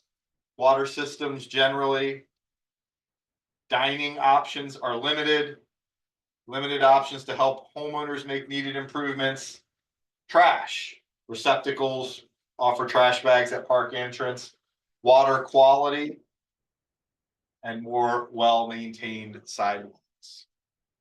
I'm curious on, and I'm not being apart, I'm just curious, on the dining options. I haven't What watched to be. Okay, so I recently am back in the town of Wisconsin. Yes. Time. Yeah, I'm just used to like being able to like order delivery or like Okay, a multitude okay. of different things. And then on Monday, when There's I just nothing. want to go somewhere, there's nothing. nothing. Monday. Or you can go to Little Bennett or so. Little Which Venice one is is the always only open? thing Yeah. open on Mondays. So you're like, okay, Little Venice Monday. Yep. Yeah. No, that is. So that's just like, so younger people, I'm assuming, like, nutrients for. Well, Yeah, Well, the other place that has good food usually is the bowling alley around the corner. but they're closed on Mondays too. Oh, okay. Yeah. The golf course is open on Mondays and they're open. When they open. All right. Opportunities. Come back to that one. Expand public water. Available spaces for community engagement. Gathering spaces, community center. Expand Ithaca area water and sewer up Highway 69 to Taganic Park. It's 89. 89, sorry, yep, I knew that. Yeah, it already comes up to the town line on 89. Mhm. I don't know how many years ago it was expanded up there.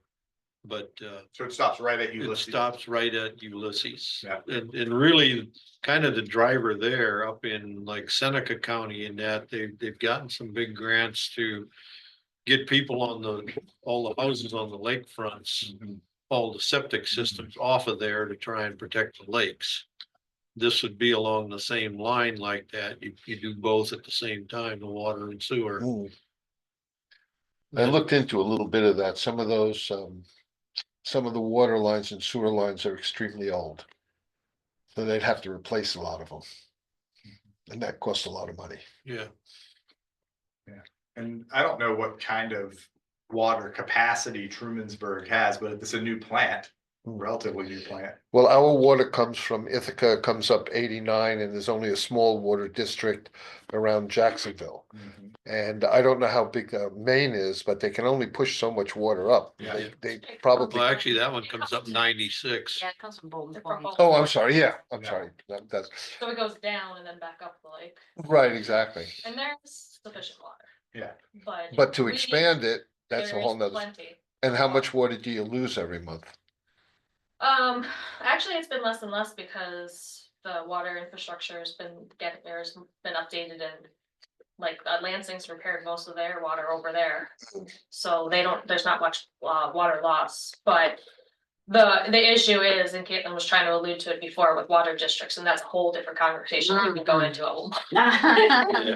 But it's not the town buying or paying for that, so you have to get a majority of people on streets. Residents. Right. Residents to agree to take on the additional cost to. Yeah, I looked up all the laws, yes, and Yeah. it is very difficult to do a water district. Yeah, But But I it's- can just tell you, when we did it in 2001, I which you just think, paid off in this Jacksonville, year. we're not quite there. Oh, yet. water Yeah. district. We're so close. Yeah. But that's been a part of my water bill for 20 years. Mhm.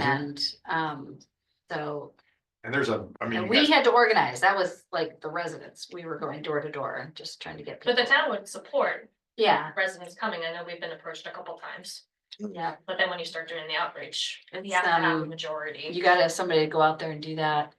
and Door to door. believe it or not, New York State wants to say, and so the state comptroller has to approve every Right. water district, and they look at the capital cost. Right, and so if you have a small number of residents or difficult geography that requires some engineering to get there. The comptroller has a cap on the annual debt service amount that a resident should pay. And affluent places say, we don't care. You know, if it's $1,000 a year, it's $1,000 a year, we'll pay it. And the comptroller will say, well, we don't care that you don't pay it. We're not gonna allow it, or we're gonna make you go through a process, but. The other thing to think about, you know, with what, and this is not good or bad, just a thing to think about is.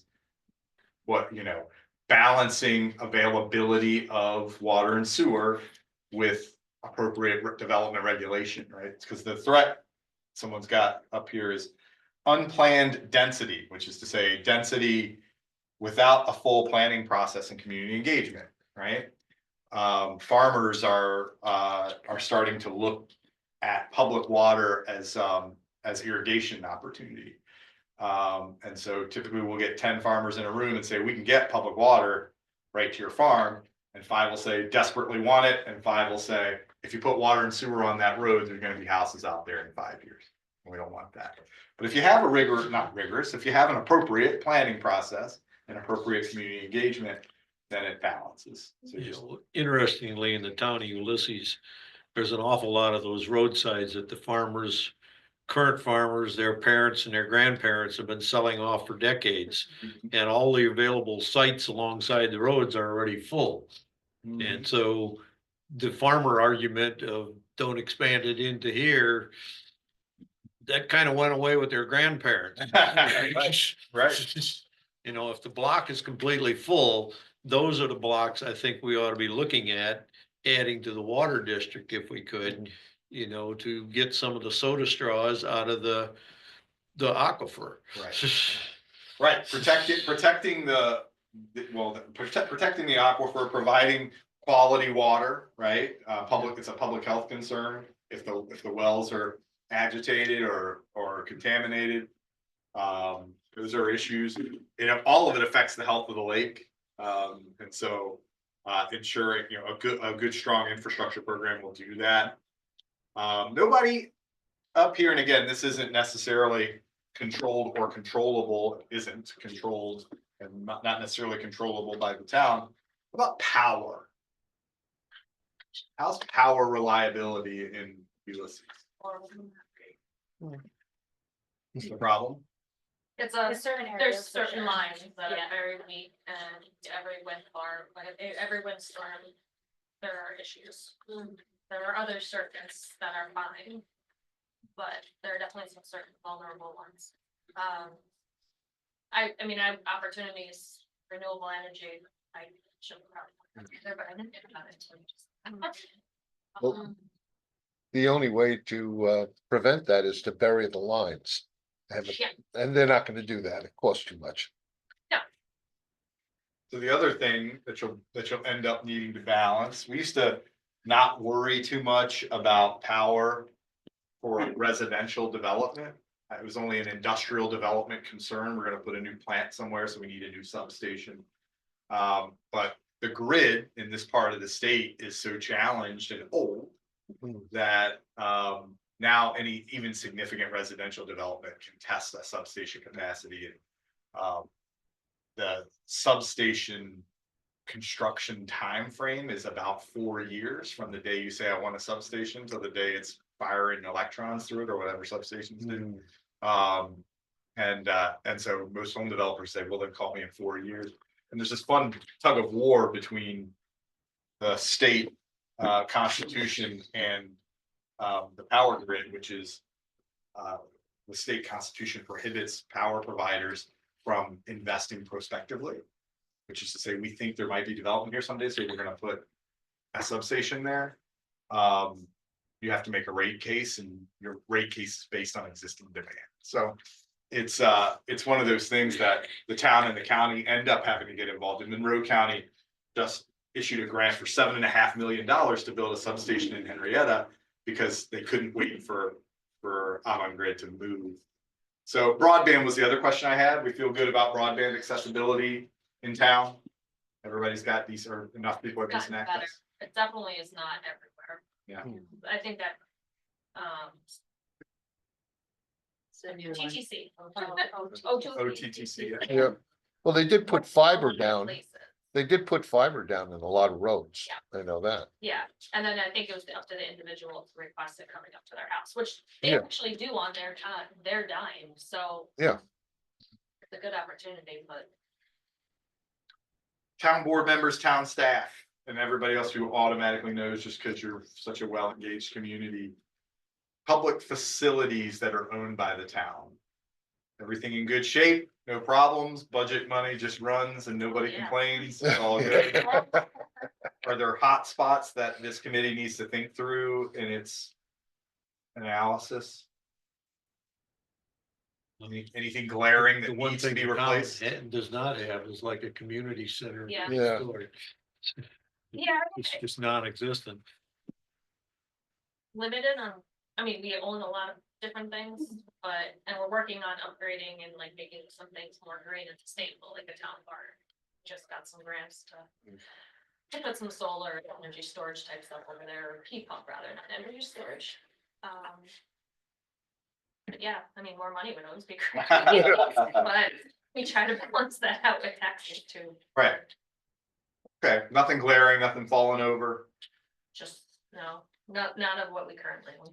Okay.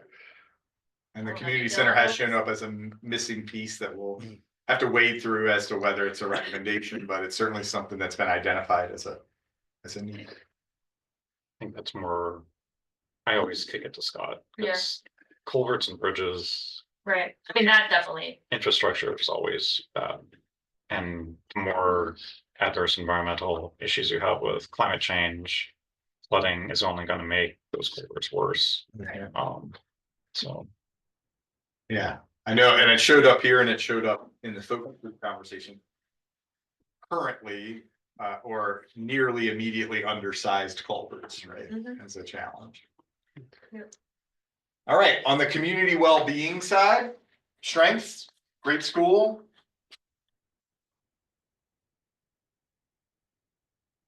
CHS, that's the high school, Oh, that's TCNS also. TCNS.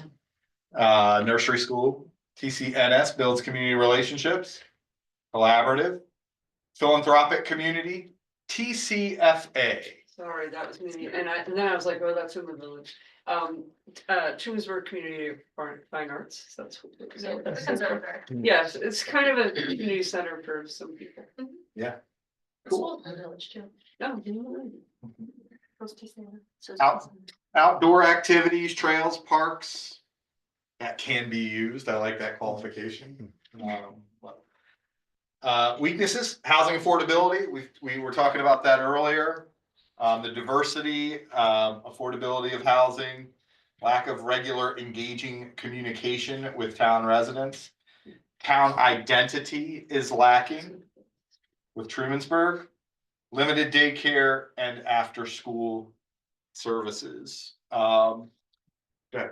So just, yeah, the town identity, for me anyways, I feel like a lot of people who live in the town outside the village still say they live in Trumansburg. Yeah.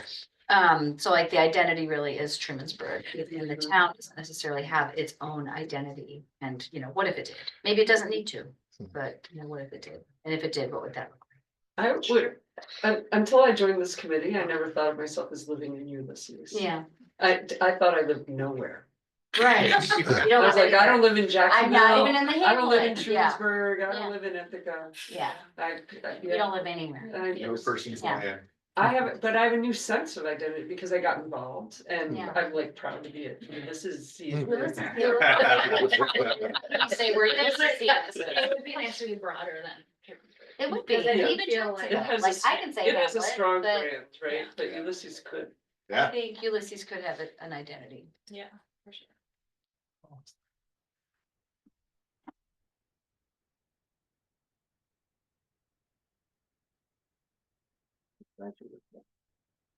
I'm just gonna brainstorm while he's writing on that. So as an opportunity to that. Communities I've worked with in the past, like the last town was about the same jurisdictional size as the town. They decided to divide the town up or the city up into 17 neighborhoods. And each neighborhood had their own liaison and all those liaisons met together. That might be something to help foster the concept of hamlets that we've talked about, like hamlets disappearing.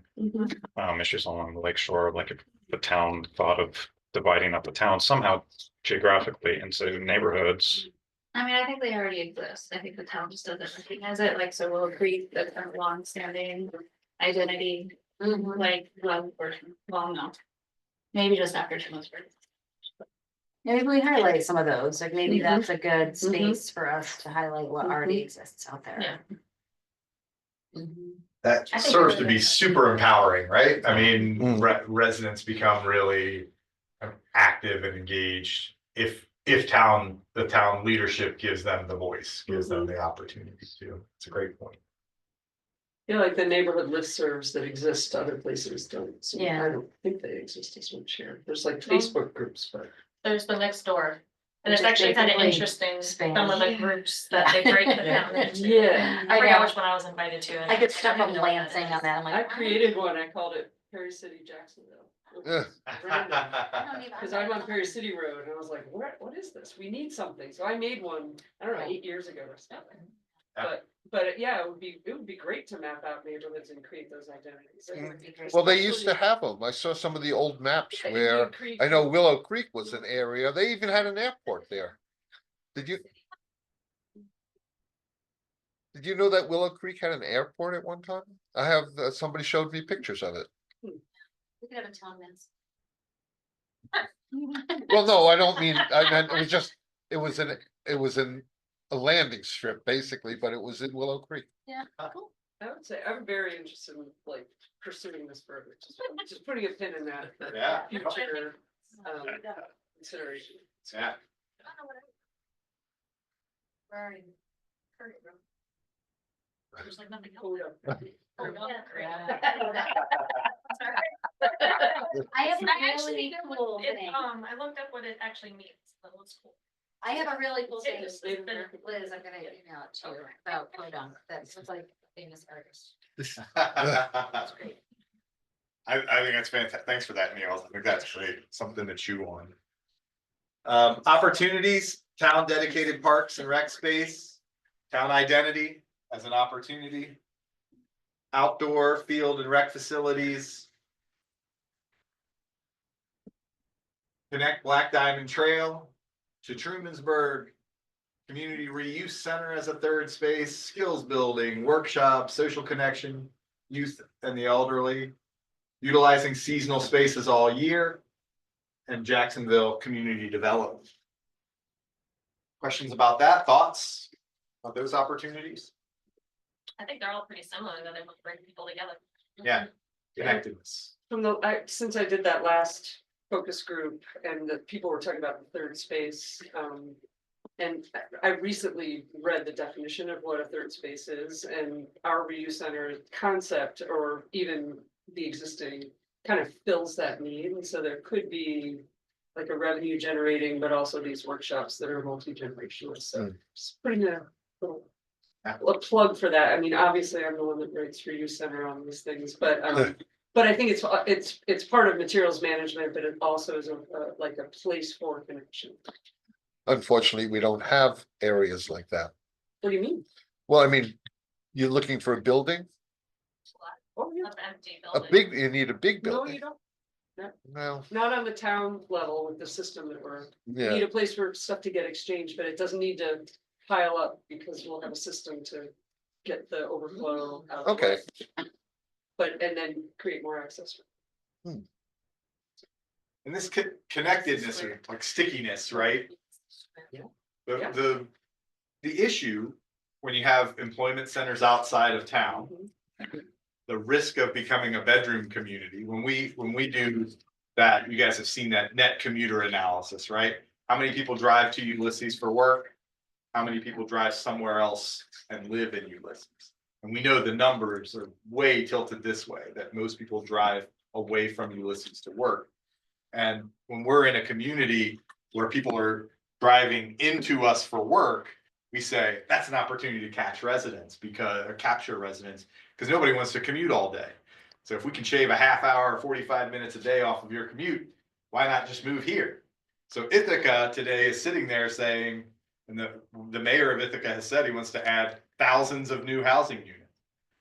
The mayor of Ithaca today is saying, man, there's a bunch of people from Ulysses who are driving in to Ithaca every day. I'm going to capture those and keep them as residents.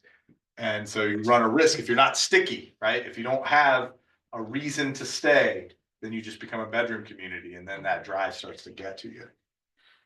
Threats, progressive waste reduction infrastructure. That's a big phrase. Progressive waste Well, reduction yes. infrastructure. Tell me what that is. There's a lot of value in our waste, and so, flipping that into businesses, catchment systems. So it's related to my opportunities. Yes. Recycle. Well, that's what it is. It's higher on the Yeah, hierarchy. But Yep. They're definitely, yeah. different, they're very different. So thanks, Liz. So the threat, Also, there's going to be endlessly rising costs related to waste for all the residents because it's gonna get passed on. The landfill that all of Tompkins County's waste is going to voted to close in the end of 2028. So that's Ontario County landfill. The one that's in the news, the largest landfill in the state, is gonna be our next option. But there's a lot of valuable material in there if we had a system to better manage it. Well, in Vermont, what they were doing, especially for recycling, is they used to have containers like throughout the town, you know, to put your recycling in because most people don't recycle, and most of the recycling probably gets taken to the landfill anyway. But they used to have containers everywhere, and instead, you know, when you drove by, if you had bottles or whatever, and they separated it, so the glass was clear and, you know, Used colored. to do that at SureSafe here. Do they not do that anymore? Is there still a recycling drop off? I don't think so. my grumpy father-in-law used to say, in Ithaca, you need a master's degree to empty your Yeah, just Your to tray. empty your. Yeah. Where does this one They go? love Where does that. that go? Now that they've changed it to single stream, but which then degraded the Yeah, value of exactly. the Now you- materials, and Yeah. that was a terrible idea dreamed up by the waste industry. Yeah, for sure. And you're right. I mean, ultimately, and even Seneca Meadows, which is the largest, it's under siege. The town of, the courts just ruled that the town of Seneca Falls law is fine. I mean, they'll go back to court on it, but, it's a real risk, right? And it just contributes to the cost of living and it's just horrible for the environment. It just keeps, it's like moving water.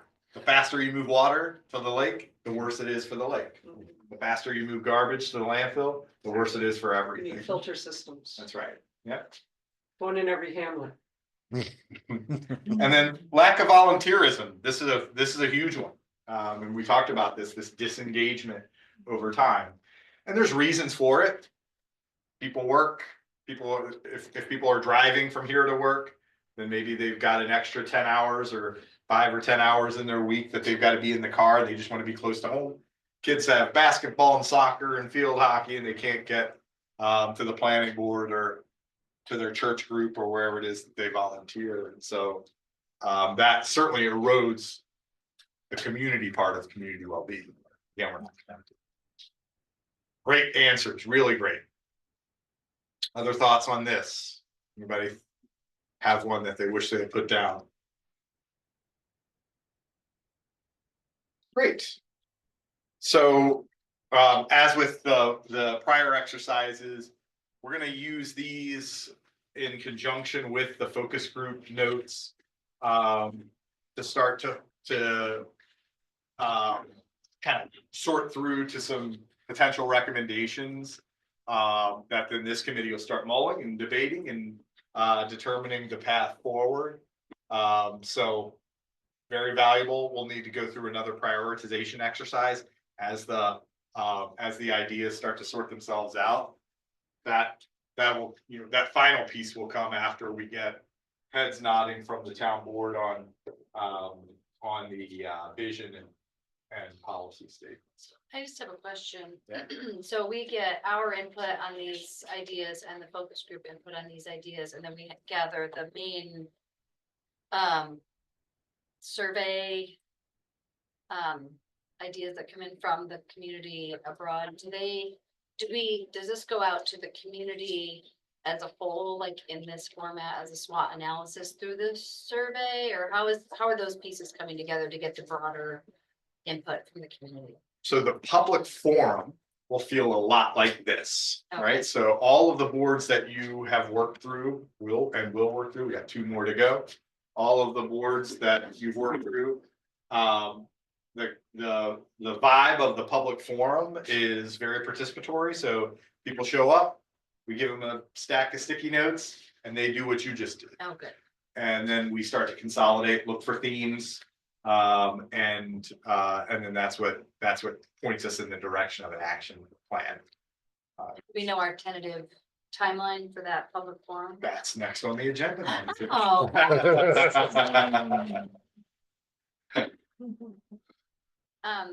Do I have to close item 6 and 7 at some point? Right. So I will just give you an update. So, in terms of next steps, the draft sections are in development. And we do recognize we're one meeting behind on those. You all have done the work you need to do. But we're one meeting behind on those. So you'll get a pretty decent slug of them in the coming weeks. What you are owed are economic development, historic preservation, the built environment, and housing. And you will get those in quick succession ahead of, if that's a way to phrase that, the environment, natural resources, and resilience. Both of those are in development now, or all of those are in development now. And so you'll be seeing them, the economic development cluster in the next few weeks, and the environmental cluster right behind it. We talked about the focus group. We're going to give a little time to Liz and the crew to do some outreach to farmers. Now we're going to shoot for a date in early-ish February, ahead of the winter break. And so we'll keep you posted on that. Likely, we will have our next steering committee meeting ahead of that meeting. So you'll hear about it there, in addition to other communication.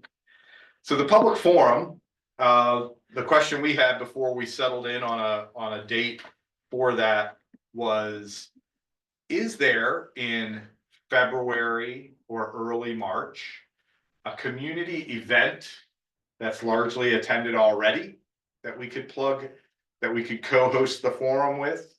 Sometimes you get more gravity when you do something that people are already going to versus asking folks to come out in February or March for another event.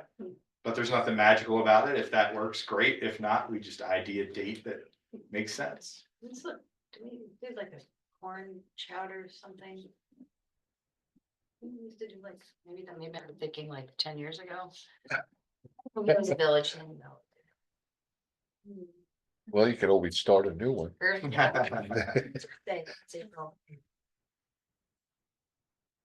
don't think we have anything. Nothing, winter's tough. We got a lot going on. So March.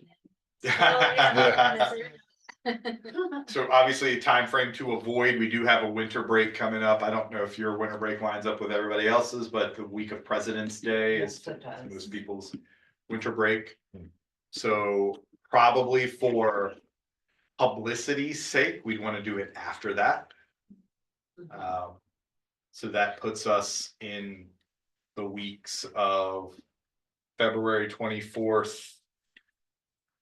Off the top of my head in this for some reason. The week of February 24th. March 3rd, March 10th.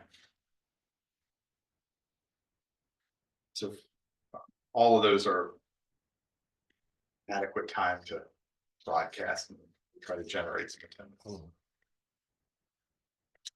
We have a comp plan steering committee on the 5th, right? That's right. So if we did it before, this is for the public forum, right? So if we did it before, then we would just have one meeting.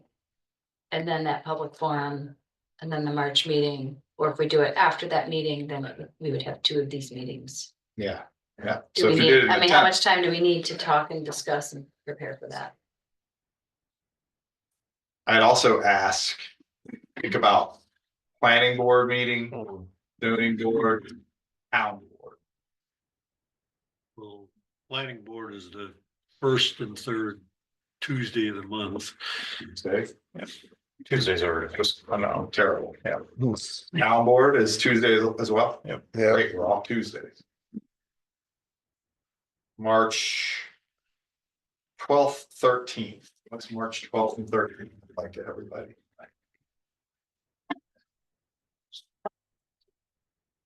Probably what we could do, Niels, is kind of if we start to hone in on, say, the 12th or 13th, both work for you all, we could try to run kind of a conflicts check with the town team. Yeah. And just make sure that there's nothing lingering around out there that's. And that would be evening, 5:30 to Yes, it would typically be, 6 to we would 7. try to grab it maybe even 4 to 7 or 4 to 8, something like that. Where we're grabbing people, and so again, for your understanding of format, it's, we find a nice big spot, firehouse, something like that. A nice big accessible location. These boards are up all around the outside of the room. People come in, they sign in.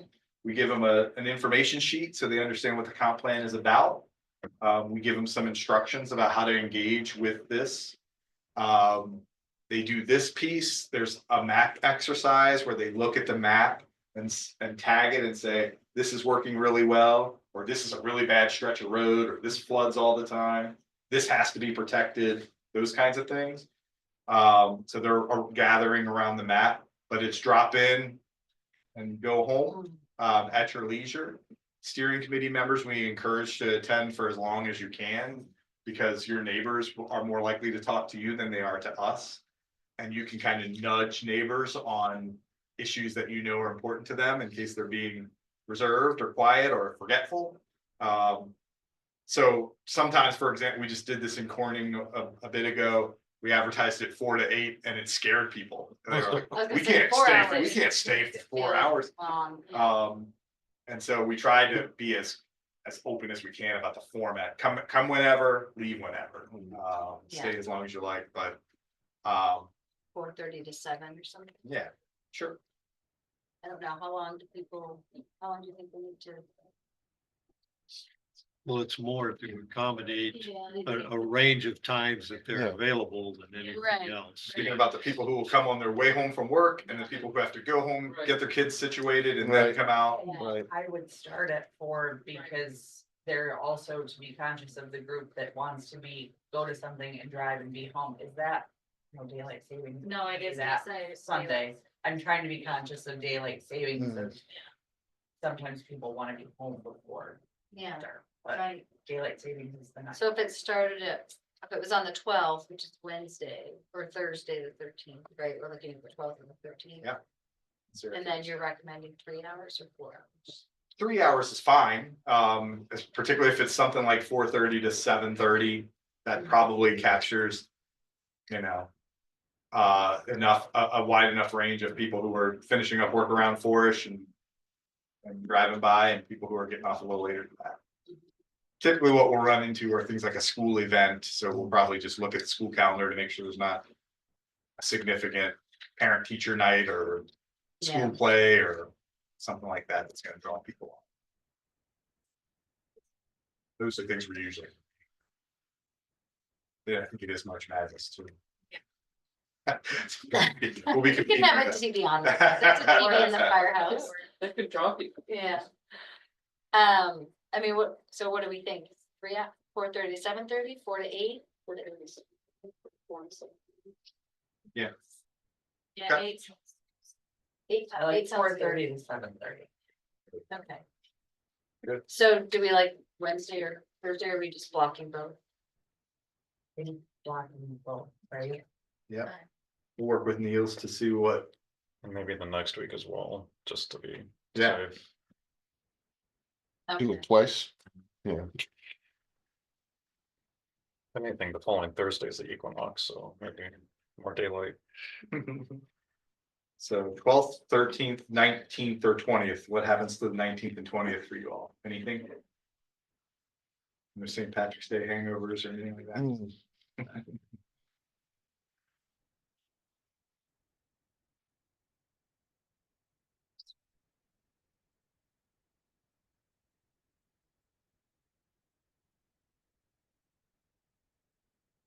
7:30. You can check, is the firehouse kind of the nucleus Is there a big room at the library? Is there someplace else we should? There is a room at the reading room in the library, but I don't know if they would, Want a bunch of gaggle through there. right, yeah, going through. I think the library is probably. Recall, I mean, the conservatory, Mhm. there's, I don't know if Namaste, the Montessori school has a space. Yeah, I was gonna ask if there's anything outside the village. Yeah, since- The one in Jacksonville or the one? the one in Jacksonville, yeah. No. I mean, that's a beautiful building, but I haven't been in there since it's a school. Yeah. Yeah. Has anyone done Riker Center recently? Oh, right, or something. True. That would be one, yeah, because that covers that whole section, Or southern we could section. go to Gigantic Farms, I mean, the fella No, right. offered that space. And offered free food, right? Yeah. Oh. No, I don't know if we offered free food, but I don't know how people feel about that. Well, actually, the one center down, yeah, that would be, because they have 2 rooms there. It's They have Gigantic 2 open Farms. rooms at the Record Center. Oh, at the Rackers. Yeah, Yeah, where we vote all the time. That's Yeah, a big. yeah, they have 2 big rooms there.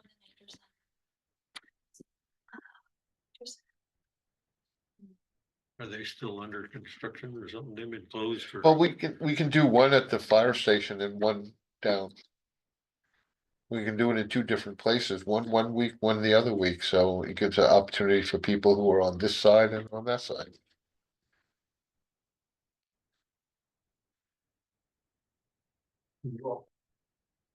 Yeah, how do we decide? Fire hall, nature center, Racker Center. So I would, just a recommendation, you are likely. I would encourage you to do it one night. I'm not saying you shouldn't do it 2 nights, but I would encourage you to do it one night. Just to try and generate some. Synergy, right? Mhm. People mixing as opposed to splitting. The benefit of doing it 2 different places is the geography benefit, but it's not 20, 30, 40 miles. I was gonna say it's, 4 miles difference, like, Yeah, I think that sounds fine, personally. And we can check the availability of a couple of places, and as long as all of these places are okay with you, then we'll find one. And I think the plan is to have 2 public forums, right? Yeah, the So we second could do one we one can- in one place, the Yeah. following one. Yeah. Yeah.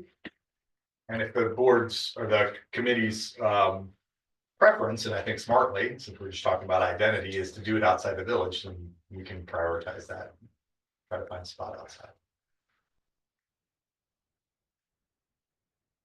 Okay. So just to clarify, we're gonna work with Niels to first conflict check these 4 days. And then identify a location, and try to settle on any of these 4. When we do that, we'll confirm with the committee, and then we can start some outreach, some public outreach. There's plenty of time, so we'll think about lots of ways to get it. And if there's, if there's people that can't come to the lot, the in-person, we sure there's some way to do it's a virtual Good point. I was gonna, hybrid or. you had asked. Something that we are doing is, that we have done in other places is give an opportunity to do this on the website. So you go to the website and it just asks you these questions and you just weigh in. I think it's a great idea, and I think we could do the public forum hybrid. Yeah. It's pretty easy to start up a Zoom, you know what I mean, if there's just. Well, so the challenge with hybrid is there's no presentation, right? So Yeah. it's not like they can't get to the board to put their stuff up. A way, if you feel like, so during COVID, we did a lot of this, was to do a Zoom session that was just a separate session. And again, ask people to throw in the chat, like, all right, here's what we're talking about when we say capital facilities, and then they run it through on the chat. And we just download all of that information from the chat. So if we think that's likely to engage more people, then that could also be done. That's not any extra time, really, another hour. Yeah. Yeah, or I don't know if you've ever tried having a Zoom open while you're doing, we just have. One of us staffing the Zoom to answer questions and directions to the website to do it online. Bad idea. So, no. You volunteer, Keep you're it open volunteering? to- Yeah, it's easy to do, and what works, we have. If anything, they might log onto the Zoom and see all their neighbors down at the session and say, hey, I'm going down. Yeah, sure. I mean, it really might be good to have. Okay, we'll work on those. That was on our list. Is your Okay. website up and running now? The one that was supposed to be independent of the town? I believe it is. And I think the question is, and I didn't check this, it was up, Angelina got back to me, I think after the holidays, there was a password, Oh, it was password locked. and I'm not sure if that's, I haven't checked it. I think that was the outline question we had. I haven't seen it, but that doesn't mean it doesn't exist. It exists, it's whether or not everyone can go in there. Well, yeah, as soon as that's available, let's start pushing that out. Okay, anything else here?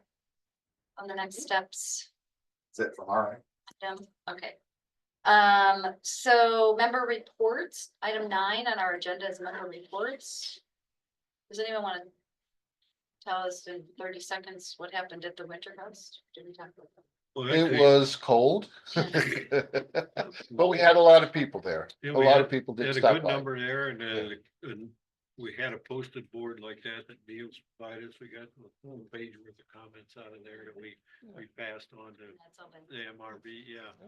It snowed a little, got a little wet, the poster board, but that's Yeah. all right. One of the ladies that works here in town hall arranged for several different high school students to supervise mowing me. And we're good Oh, because yeah. they know people, you Yeah, know, people recognize high school kids on the street instead of 2 old guys there standing at a table. yeah, yeah. It was great having the high school kids there. Website is up and accessible. Oh, great. Yes, so the survey will be up this week Yeah. and we can start advertising once get we that have a link, date. We can start sharing that. Okay, any other member reports?